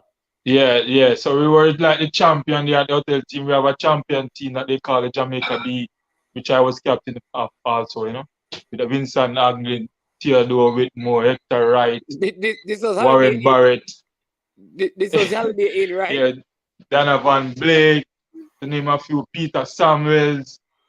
Yeah, we had a tremendous team, we won the title for a couple of years there, And that was good too. These players also get a chance to get a job also, Okay. Yeah. We have David Fartner, Devon Ricketts, Paul Davis, Neville Brown. Just to name some of those players, Neville Weaver Brown was of the better dribbler I see in Western Jamaica also, that's Bud Morrow. Eh? That's Bud Morrow. I think you're gone low, Someone maybe have tried calling me and he went low. Could I go back out and come back in? Yeah. Oh, all right, Dad. All right. Yeah. All right, so people, listen, if you're watching, please, you have to hit the like button, right? This is some good stuff. A lot of history, a lot of good information, a lot, so please make sure you hit the like button, right? I mean, so many of you watching. We have to do better. We only have 40 likes, and we have close to 300 persons who have watched the video. So please make sure you hit the like button. Hit the like button before our guests come back. Hit the like button. Come on, man. You have to do better than that. We can't have so many of you watching and you're not, it's not like it's good content, There's no cost to the content. Right? So you just hit the like button and again want to remind you, if you have not yet subscribed to the channel. So the connection gonna be set up back, don't worry, he's not gone anywhere. Just a call came in and the like he said, the volume went down, so he's back. So we're going to continue the story and then we're going to take some more of your comments shortly. Yeah, man. So we're back now. Yeah. Right. So you're talking about the fact that some of the players were getting paid and all of that in the hotel league, and that was a good thing for them. Yeah, that was a good thing. At least I know that even I was instrumental in getting some of these players a job, because the personnel at that time was a good friend of mine. Was well respected, because when I went to holiday and as a youngster, everyone knew about me. They loved me. They showed me love everywhere I go, So I was like a fan favorite or a people's favorite in the hotel, So, Go ahead. Whenever I knew some of the teammates who had potential for a job, I asked her, or she would call me if they apply. I tell them to apply, and then I would put in a word for them, and then they would get a job. So that was how we build a nice foundation in football in those days in the hotel system. I was asking you if Neville Brown, you said could dribble, was Bud Morrow, but yeah, that's the same guy. Neville Bud Morrow Brown, one of the better dribbler. He and I played. He was one of my better friends to Wadada. Yeah, and I will tell you what is but check this out. As you talk about me not getting called up, we won the championship and we're doing well on that Premier League stage for years. Come on. I was one of the guys with Winston treading the needle all these years for all those fouls. Think of all the fouls that made the national team.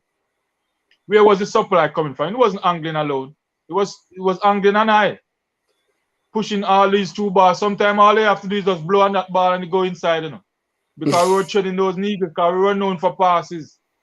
And we weren't selfish. Because Devon Jarrett, who knows Devon Ricketts, Anthony Barnes, Devon Ricketts, Anthony Barnes, Neville Brown, David Fartner, all those guys, Devon Ricketts, Lawrence Kelly, all those guys who represent Wadada as a foul that get called to the national program.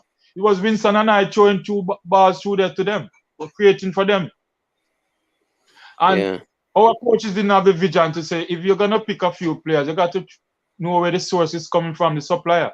So you leave out the suppliers, so how you're going to do well. Most teams pick from the nucleus. You have to find a nucleus from a champion. Yeah, because because that time the Western teams were really winning a lot of the Premier League titles and in those seasons, most of it I win 3 Premier League titles and it was all against Reno. And even when we played semi-finals, was against, if we get knocked out, it's by Reno. Yeah. And then there was a time when Reno won 3 as well. Right. Violet Kickers won some, Seba won some. So it was so many players, because Calvin Valentine could come on and say the same thing. He wasn't called up. Easton Fuma Simit could say the same thing. He never get a lot of call up. Yeah, and those were good players. Yeah, get a look in. Yeah, there was a lot of players. So, I mean, I don't know, because the truth is there were so many good players out west that it was some persons were going to get left out. Right. And Violet Kickers are a good team. Very good team. So I remember they had like Hector Wright at Seba as well. Right. And then all of us was there at Holiday Inn. Just the same way that. So Holiday Inn usually pull a bumper crowd also, because all these guys all these talent played for Holiday Inn at one time. Yeah. So your final years were at Violet Kickers, and that's where I also went to represent. I played for the Waivers in the semi-pro league too, when they came along. I think it was around 92, 93 there. Wendell Downsell was the coach, and Edwin Alcock was his assistant. I played for the Waivers team with Anglin and Hector Wright and all those guys, just the same with Paul Davis. I was on the waivers team where we usually tour the Caribbean when they started that team. Okay. Okay, you're on that team. Yeah. Then when I won the I think it was a Federation Cup with SEBA in the 94 season. And then I went to SEBA now to Violet Kickers, the 95. And right there also, Dean and I became very close because I saw Cornwall lost the 93 final with Rossies at Nature Village Farm, and I asked Dean, say, hey, you shouldn't lose that because, you know, Bunny now was the star for that team, and he was my little prodigy, you know. So I said, you shouldn't lose that. And he said, why? And I explained to him. So I said, you want to come and help me? That is how I went to help Dean as an assistant Dean coach. Wesley at Cornwall. 95. Yeah. And then So because Cornwall won that season? Yeah, we won 95, and we also, as he told you before, I was listening to his program, we won the Premier League also, as with Dean as a coach. So Dean and I won as a the schoolboy level, the daCosta Cup. And in the same year you won, and the same year you won Premier League. And the same year we won the Premier League. Because whenever Dean is not there, I take charge, you know. Because what happened is that I think Dean got a few invites. I don't know if he was an assistant coach, but he went on some seminars. So whenever he went away, I think he went to Brazil, I take over, you know. I was the assistant coach there also helping with that team. And we won the Premier League that year. Yeah, so, just remind them which team you won the Premier League with, because Wadada. I won twice with Wadada and once with Violet Kickers. Right, no man, as coach though. Oh, as coach, I was assistant to Dean in the 95 team. And then we also won the daCosta Cup with Cornwall because I assisted him at Cornwall. Right, and then you won with Wadada as a coach? No, I didn't want with Wadada as a coach. I brought Wadada to the semi-final. I think it was in 98-99 season. We lost to Harborview. But I didn't start coaching Wadada until 97, because what happened that after I finished that 96 season with going into 97 with Violet Kickers, I broke my leg in a corner league. I was playing corner league out by Windham. That play field here right by the hotel. That's where in my neighborhood I was playing there. But if it is 10 teams in the league, 9 teams is after me, you know. So once they think they get me out, then they have a chance of winning. So I was like, I played over there in Granville also. I was a leading goal scorer over in Granville when we used to play that Granville Corner League. I was like a king for the Corner League, whatever I played in, you know. Okay. So, Chris is, go ahead.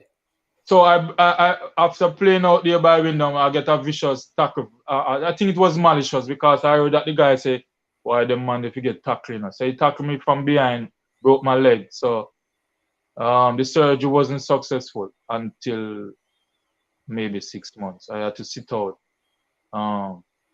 like about 6-7 months with a broken ankle. Whoa. Because when I went to the hospital, they didn't do a good job with my ankle, and then I had to break it over and they put a screw inside, even though I still have a screw in my ankle. So that was the end of my career. I decided that I'm not gonna go down that path anymore. So I started coaching. That was when Wadada came for me in 97. And I did went to that coaching seminar with Smoes and get certified, you know. Okay. So that's why when I started coaching at Wadada. Okay. All right. So I was going to game on my crutches, you know. Okay. Edward Echo Barnaby said that Western Jamaica could have had their own national team. Then Aldean Dunn says, boss, don't forget Holiday in versus Seacastle at the final. Seacastle beat you guys. Seacastle beat us one year, man, at Herbert Morrison. That was a game to behold, man. But what happened with our team, though? We had lunch late that day. Jai, I remind you. Yeah, we had lunch late that day, because even when we went to the venue, guys were sleeping, going over under trees, trying to get some rest, because they brought us lunch late that day and we were upset, but some guys wanted to stuff the food down just to say. And then Chris yeah, the better was that day. But it was a good game anyhow, but we had revenge the following year. Yeah, man. Chris Terrier is saying that Dean Weatherly was the assistant coach of the U17 during that time, so that is why he would have to leave sometimes. Yeah, I know he was leaving sometime, then I would take over at the Kickers team by then, you know. So my career finished right there after where I break my leg and I just call it a day and start coaching. So I've been coaching since that time, still at Cornwall plus Wadada. I used to go early by Cornwall and then I leave, go to the Wadada training, you know?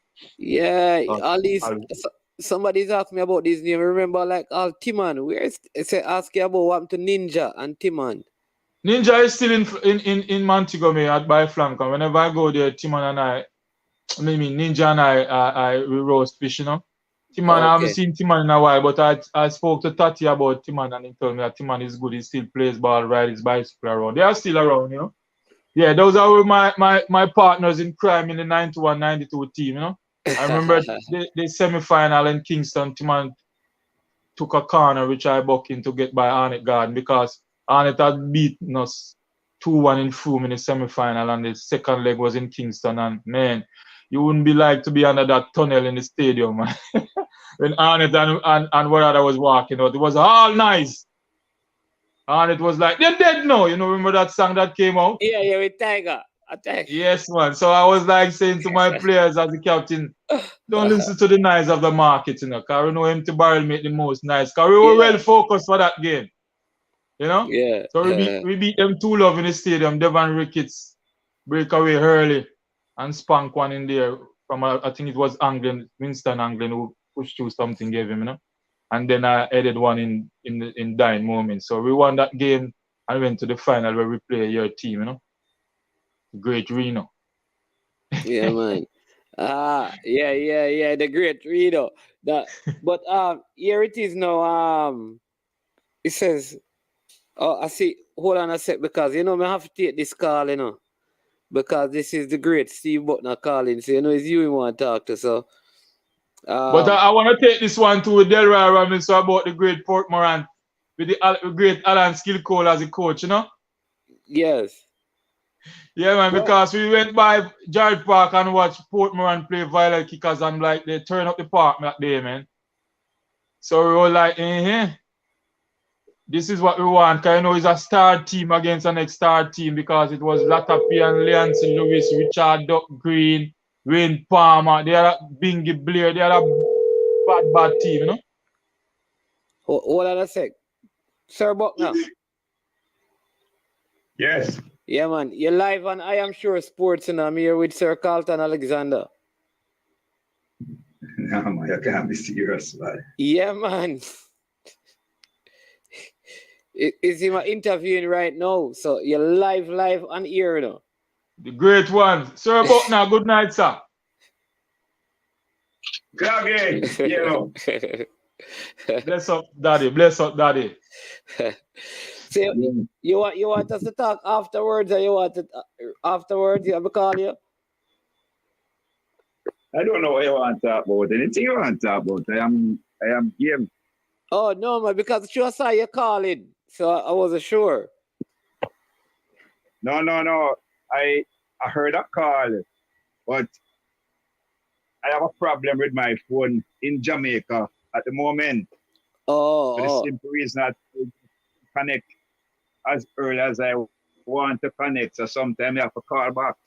Okay, not a problem. But we're doing Cloggy interview, and so when it's finished, I'll call and we can talk. All right, so you have to go listen to it because you're supposed to have it. All right. Okay. Yeah, but all right. Bless you, Sir Gabby.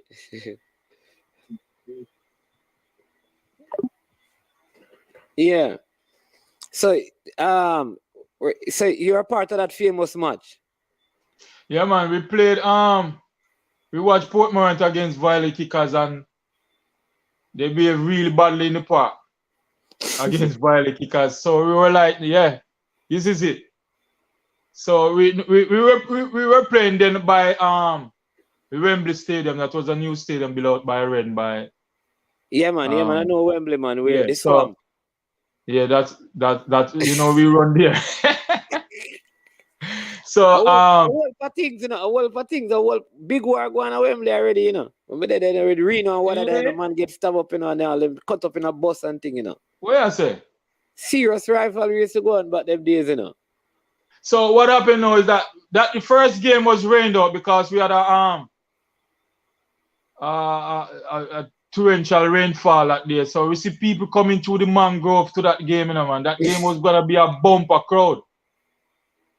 So that game was raining, so it was a rescheduled game that we played Port Morant, and then Tuffy Barnes wreaked havoc in that game, you know. I think he scored twice. Yes. In that game. Yeah, I think we beat them 3-0 or 3-1, something like that at the Wembley Stadium. But that was a game to behold because it was just star against stars, you know. And then the return game at Lantap, I think it drew 0 because that day Bingy was firing some missile, but Kenneth Sands was in his glory, you know. Yeah, man. Yeah, So man. tell me some of the players that back in your time, because we're almost coming up on the 2-hour mark.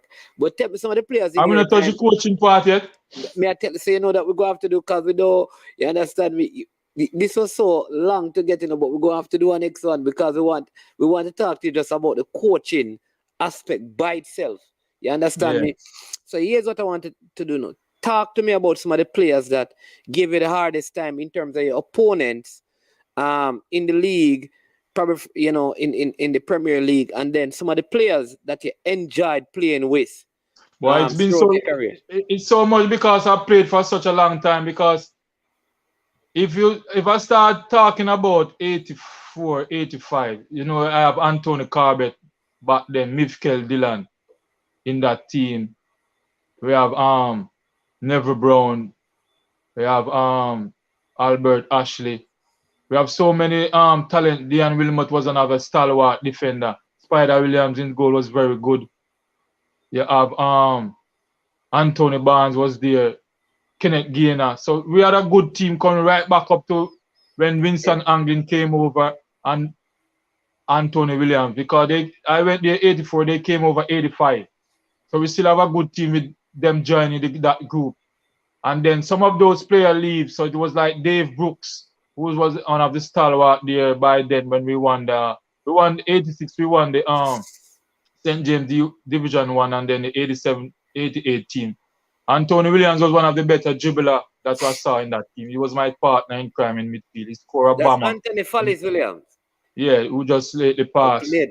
So rest in peace. He scored a bomber in that semi-final in the stadium against Seabank. So those players in that time were very good. Then as we move on, then the younger set came along with Delta, Ninja Clark, Rodney Barr, Tati Brown was there in the original too. We know he's a very talented guy. Then you have David Fartner came over, Devon Ricketts came over. So we had some good players by then in that team. Yeah. Playing against now, oh my God, no, there was so much talent in those days. I want to see a score against Reno and a man drop out at 3 in the final, man.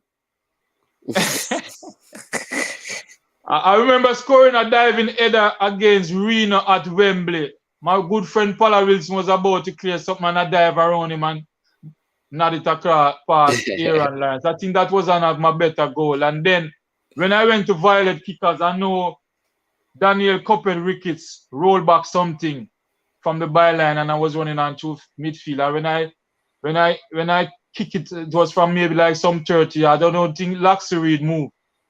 Yeah. Oh, that is when Laxi just leave, because Laxi ended up coming to Wadada. Yeah, Laxi was with us even before he went to Reno as a youngster. We were grooming him and then he went to Reno, I think after he leave Rossies. Right. And then he came back. To Wadada, yeah. Somebody said land tap to the world. Eh? Somebody All Topic TV said land tap to the world.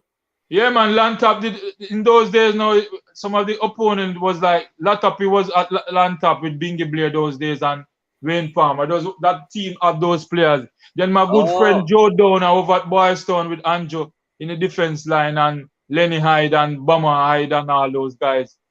But I was playing against Boystown from a youngster. I remember Delroy Lewis and all those guys I played against. Even Carl Brown as a youngster.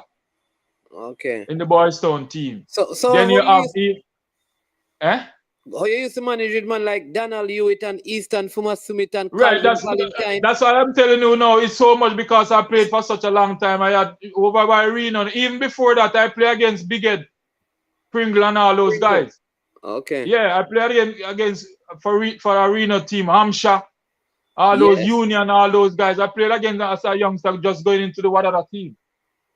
Paul Newman was a friend. Somebody mentioned Paul Newman. Paul Newman was my good friend at Wadada. He tried to get me a scholarship, but didn't work out back then because it was like a half scholarship. He was a good player at Wadada with me, you know. Donald Youth was my good friend, that, you know. But he could tread an eagle from anywhere at national level, you know. He was one of the better midfielder. Hector Wright at Seba, Noah Sterling and Alan Ply usually give us problem over there by Seba, you know. Yeah, what about Whitmore? What was it? Things like when Whitmore I started didn't play to come much against Whitmore, and I play more with Whitmore. Because when Whitmore came along, right, I Violet stopped playing at Kickers. Wadada. Yeah. And then Yeah. we played together at Seba. And then at Holiday Inn. I didn't play against Whitmore. I played with Whitmore. When I stopped that season at Wadada, that was a season that Violet Kickers won the title. I was telling them I would like to see a Wadada before I left against that Violet Kickers team. Because that time was Delton Clark, Vincent Anglin, and I in the midfield with Tatty Brown. And we had a team. I think we were the defending champion when I stopped playing. Yeah. The season following that.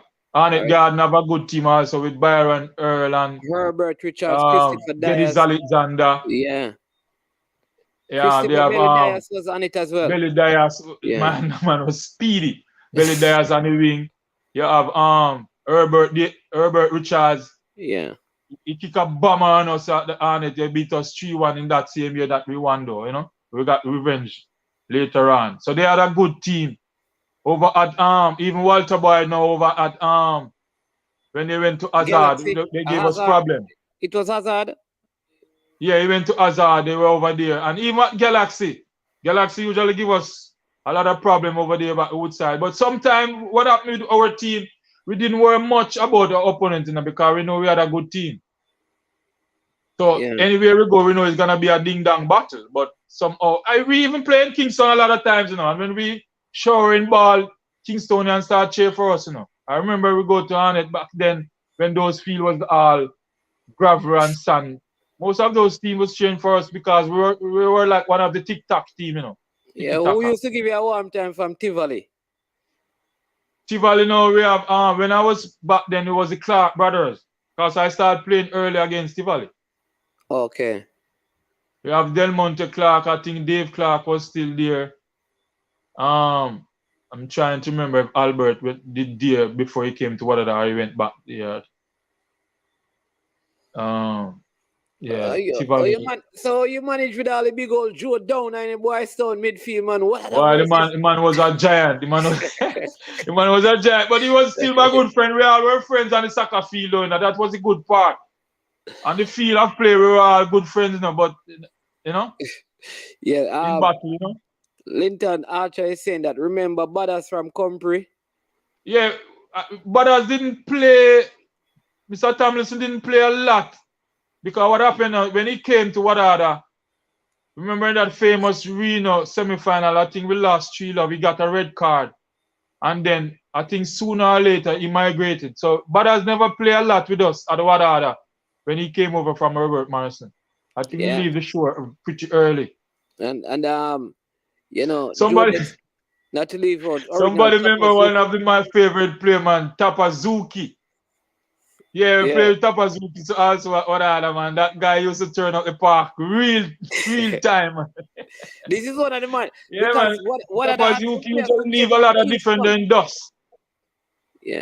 Huh? Yeah, man, the real Tapazuki, man. The real Tapa usually Wayne Sinclair. Andrew Sinclair. Yeah, Andrew Sinclair. He usually leave a lot of players over there in dust at the Gerald Park, man. I used to see guys throwing punch at Tapazuki because you can't rush on him, man. He'll show you up, you know. So outside of the original Cloggy, who are some of the players that you admired in your career? Like you say, man, you know, this you know? Yeah. In those days it was Alton Sterling was one of my favorite players back then as a youth. And that dreaded midfield with all three guys was very good. Alan Creature, Aarons, Alton Sterling, and Cloggy. Yeah. Then later on, when I was playing with Vincent Anglin, he was a tough cookie. Hector Wright was the same thing.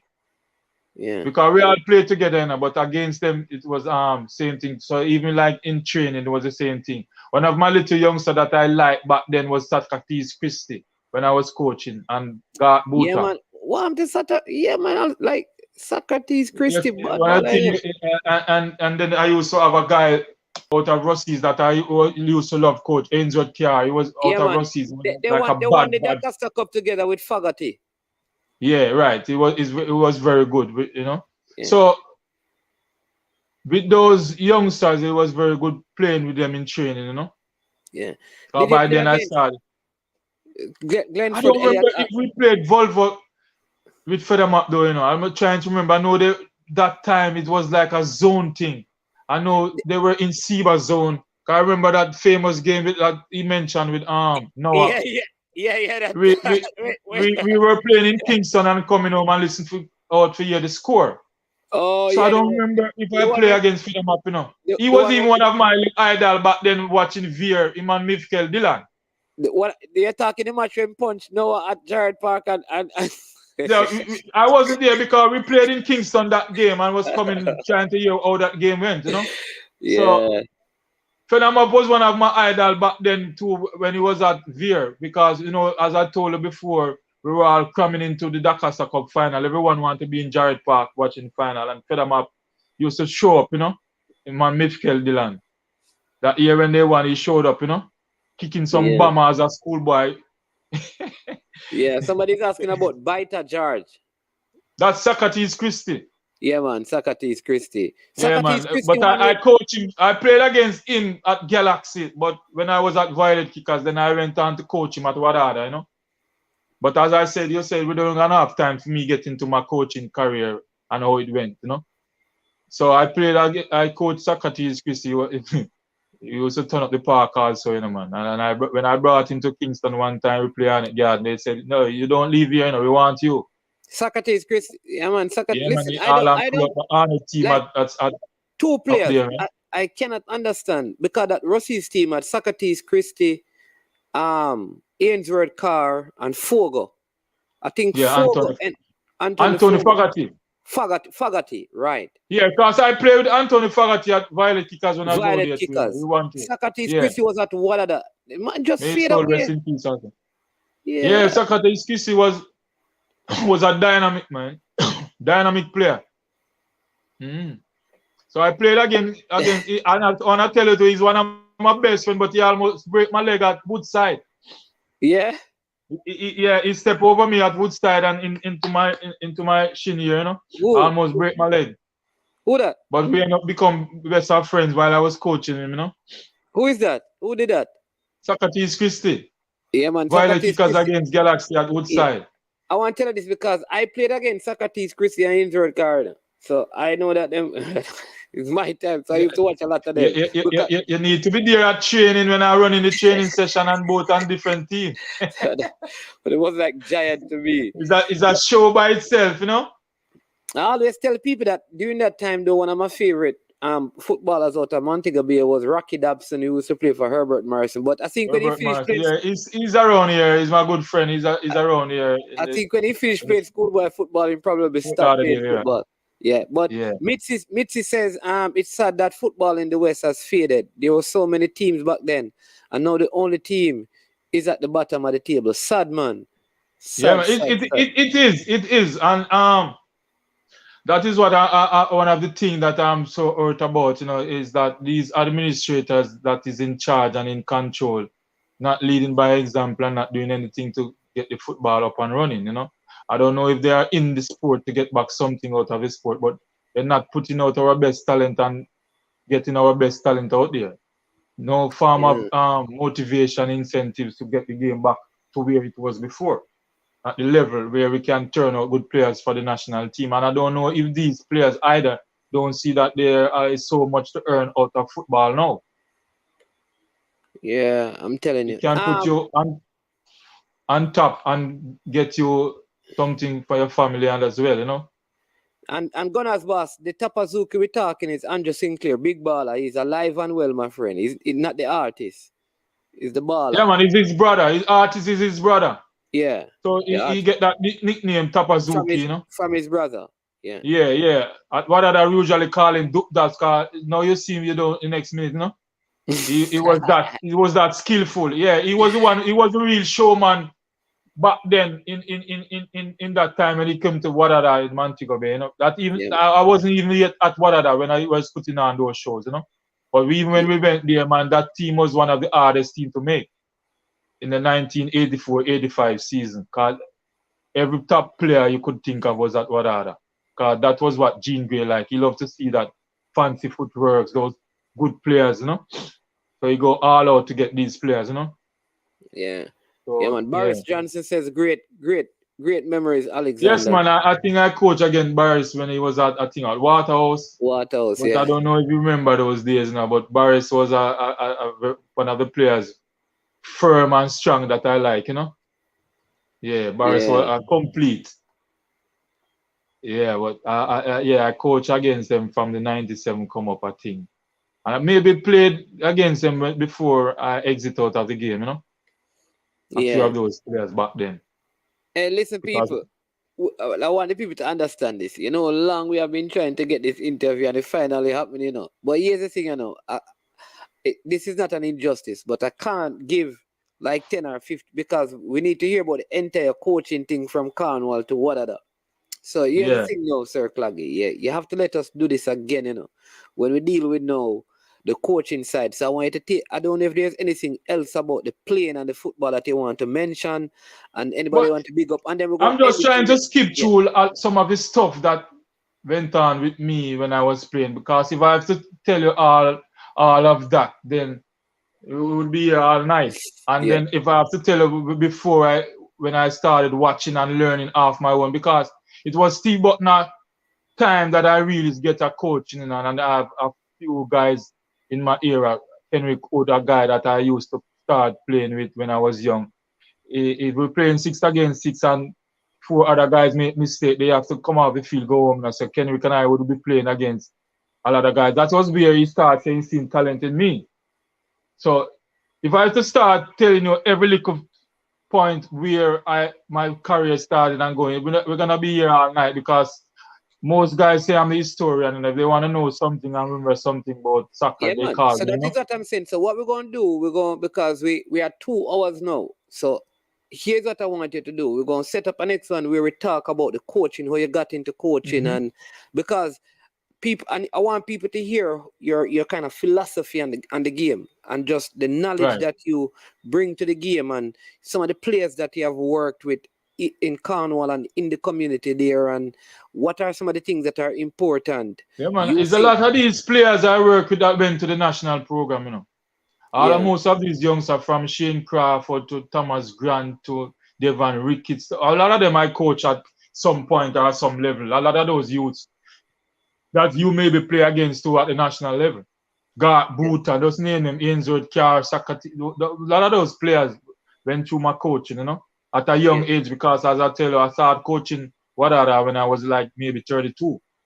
When I broke my leg, I just went into coaching, passing out some of my knowledge. And one of the things I always do is that I analyze a game very quickly, assess it very quickly also.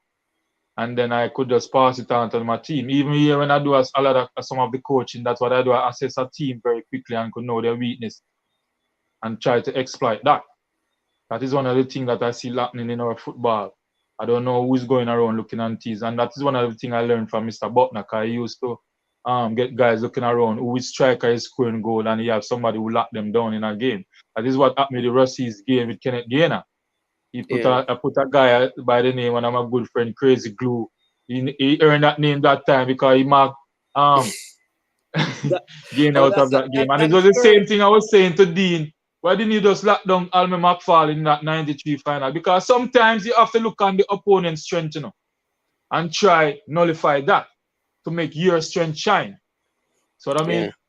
So you have to make sure that you shut down the guy's strength and try make your strength show in your game, you know. We're gonna get into some of those coaching ideas in the next interview, but there are so many persons. Listen, people, we couldn't take all the comments, right? So I'm just going to just flash through these quickly that are right here. And then I'm going to let Mr. Alexander kind of say thank you to all of you, and then we're going to set up a next interview where we're going to deal with the coaching thing.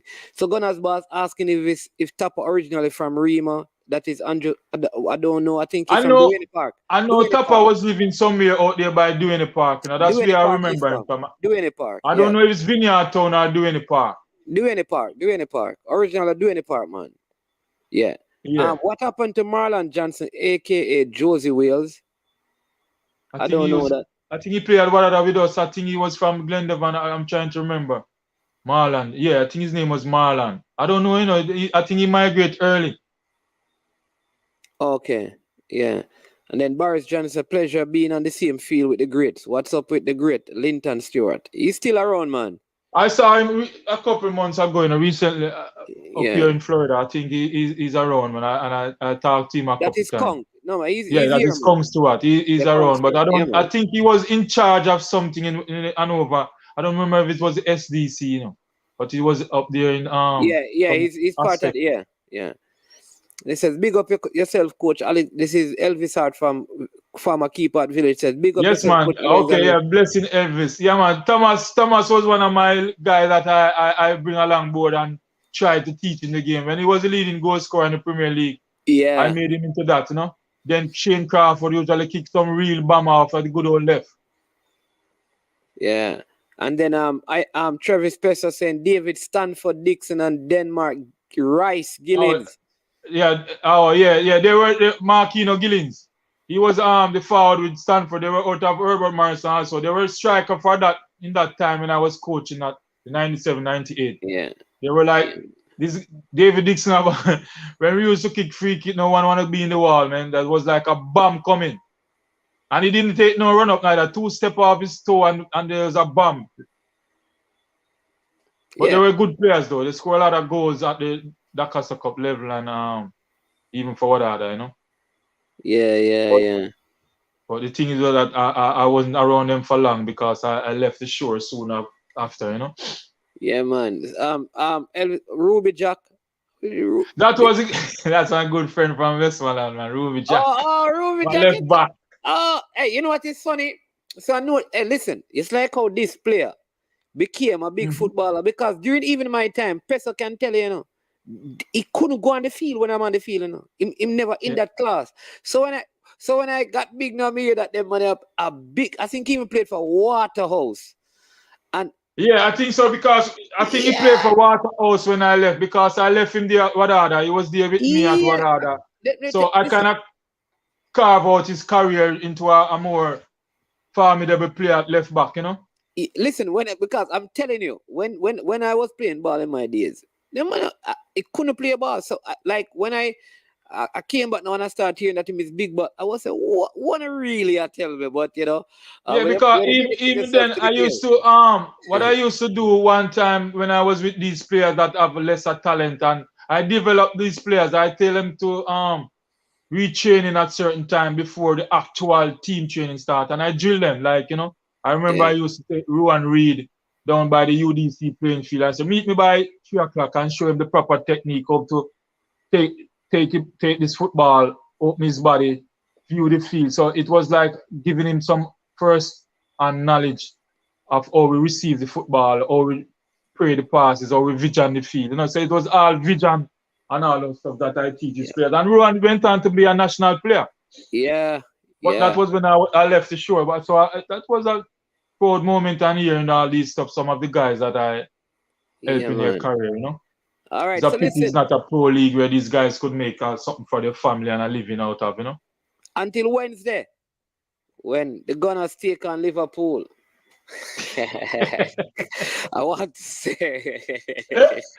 We'll see. You know, I'm not a guy who predict ball, you know. I just always waiting on the outcome and there patiently watching. And you know, even if I lose, I'm always a sportsman who believe in winning and losing. Liverpool, the Gunners ain't doing you no favors. You understand? You have to come and work for this. You understand this? So all right, sir. I hear your boss. Sir Alexander, I want to say a big thank you to you.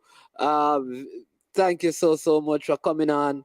We're gonna do a second one with you where we just focus on the coaching aspect, because I talk to you often and I hear the knowledge and the wealth of knowledge you have in terms of coaching and just the philosophy of it and your views and even the football in Jamaica and what needs to be done with some of the players to make them better. So we're going to line up that and where you can come and just share that with the people. But I want to thank you for the 2 hours and odd that you have given us tonight. And I want to give you, so you can take some time out now to say thank you to the many persons who are watching and listening tonight. Yeah, I just want to say blessings to all your listeners and to all my family and friends. If I ever had to start calling names, it won't end here because there's so much people that play a part in my life and my development and my career. And if I start naming, but my close-knit family, like my brothers, my sister, they were always there for me, follow my career. My schoolmates, my teammates at Cornwall, Lance Gibbs, Fred White, Antonio Brigalier, Christopher Thomas. But I used to call all the names, Wadada, oh my God, Tati Brown, Denver Brown. They were like my brothers, And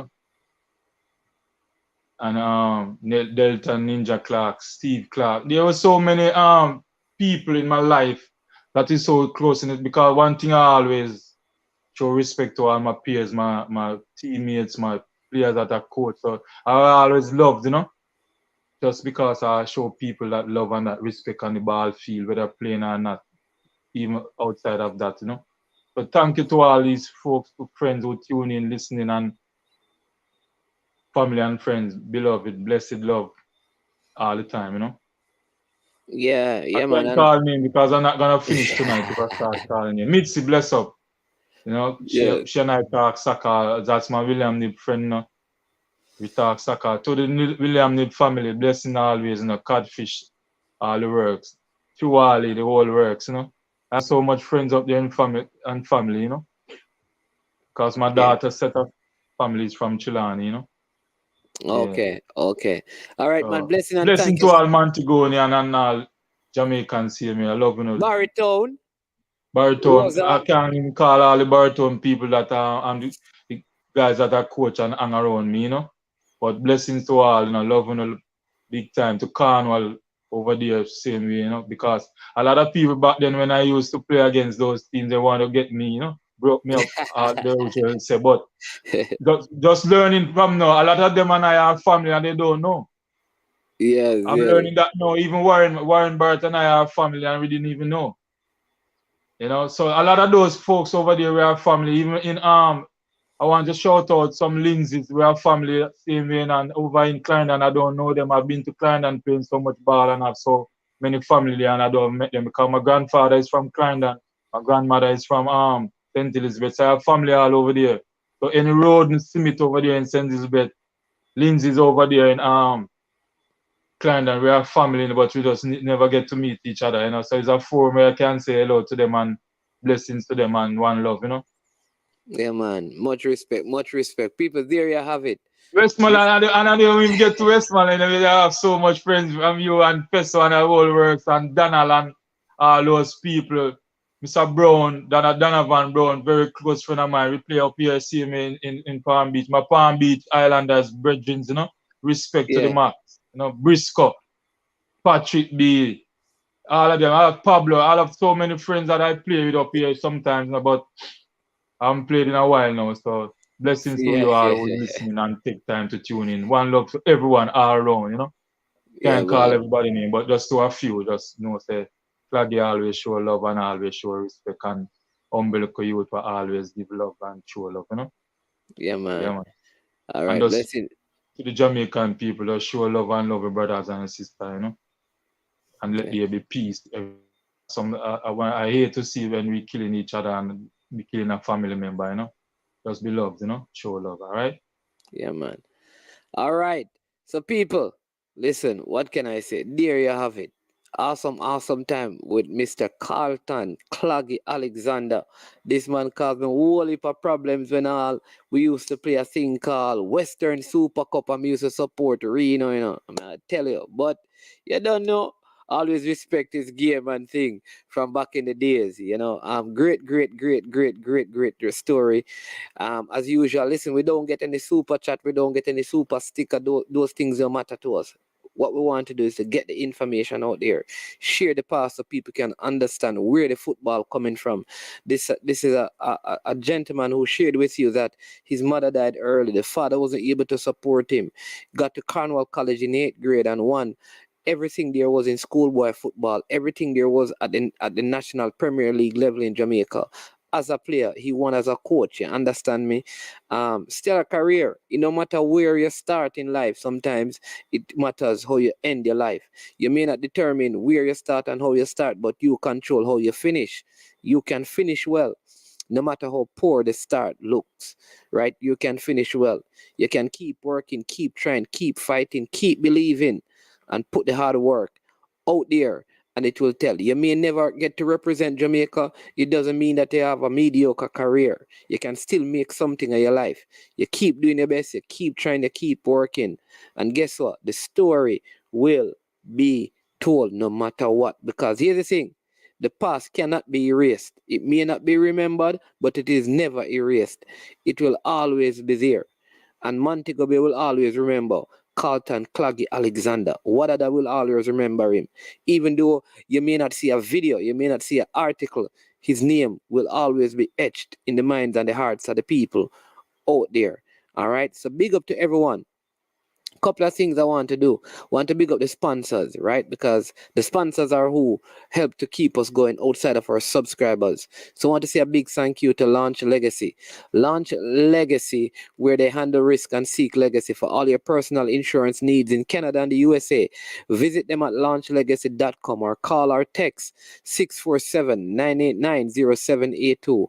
Also to Prestige Finance, lending a helping hand when you need it most. They are located in Linstead, St. Catherine, right? You can call them at 876-884-7390 and they will lend you up to $100,000. No processing fee, same day processing, and 0 to 4% interest rate. Big up Trick Nick, the Jamaican owned and operated company out there in Canada that uses authentic Jamaican herbs and spices to make all their products. Support them, show them some love as they show I Am Sure Sports some love. Finally, we want to support the schools, you know. So we on the platform, we have some persons from William Nib. They have come on and they have done interview and they are having an event, right, to support their daCosta Cup football team. And, you know, before I end, I'm going to play that video. So if you're over there in the tri-state, you know, you can go and support them, show them some love and give towards the William Nib, you know, football team. So I'm going to play that. I also want to take out the Rossi's the brother sister foundation. You understand me? They are doing some work down there at Rossi's High School as well. You know, building a nice facility. Maybe you can buy a 1 block or a bag of cement. That's something you can support because all of these things are being done in an effort to improve football right across Jamaica. So support the works that are going on. A lot of good things going on in the community through past students of different schools. Not just in Kingston, but in the rural parishes. Check them out, man, and support your past school and show them some love and give them some money. But right now, you know, I have to play this because I want you to know what is happening at William Nib Memorial High School out there in Trelawney. So here we go. William Nib Memorial High School D-Cup Alumni presents its 3rd annual fundraising barbecue on Memorial Day, May 30th, 2022. Wear your favorite jersey to Wilsonwood Park in Mount Vernon, New York. Remember to take exit 12 off the Hutchinson River Parkway. Music by DJ Mad Max of Sound 1000. Proceeds to aid the William Nib High School daCosta Cup team. For more information, contact Keegan 304-607-4034. Our codfish at 954-639-2991. Proud of people, it's important. Remember, make sure say, oh no, did that.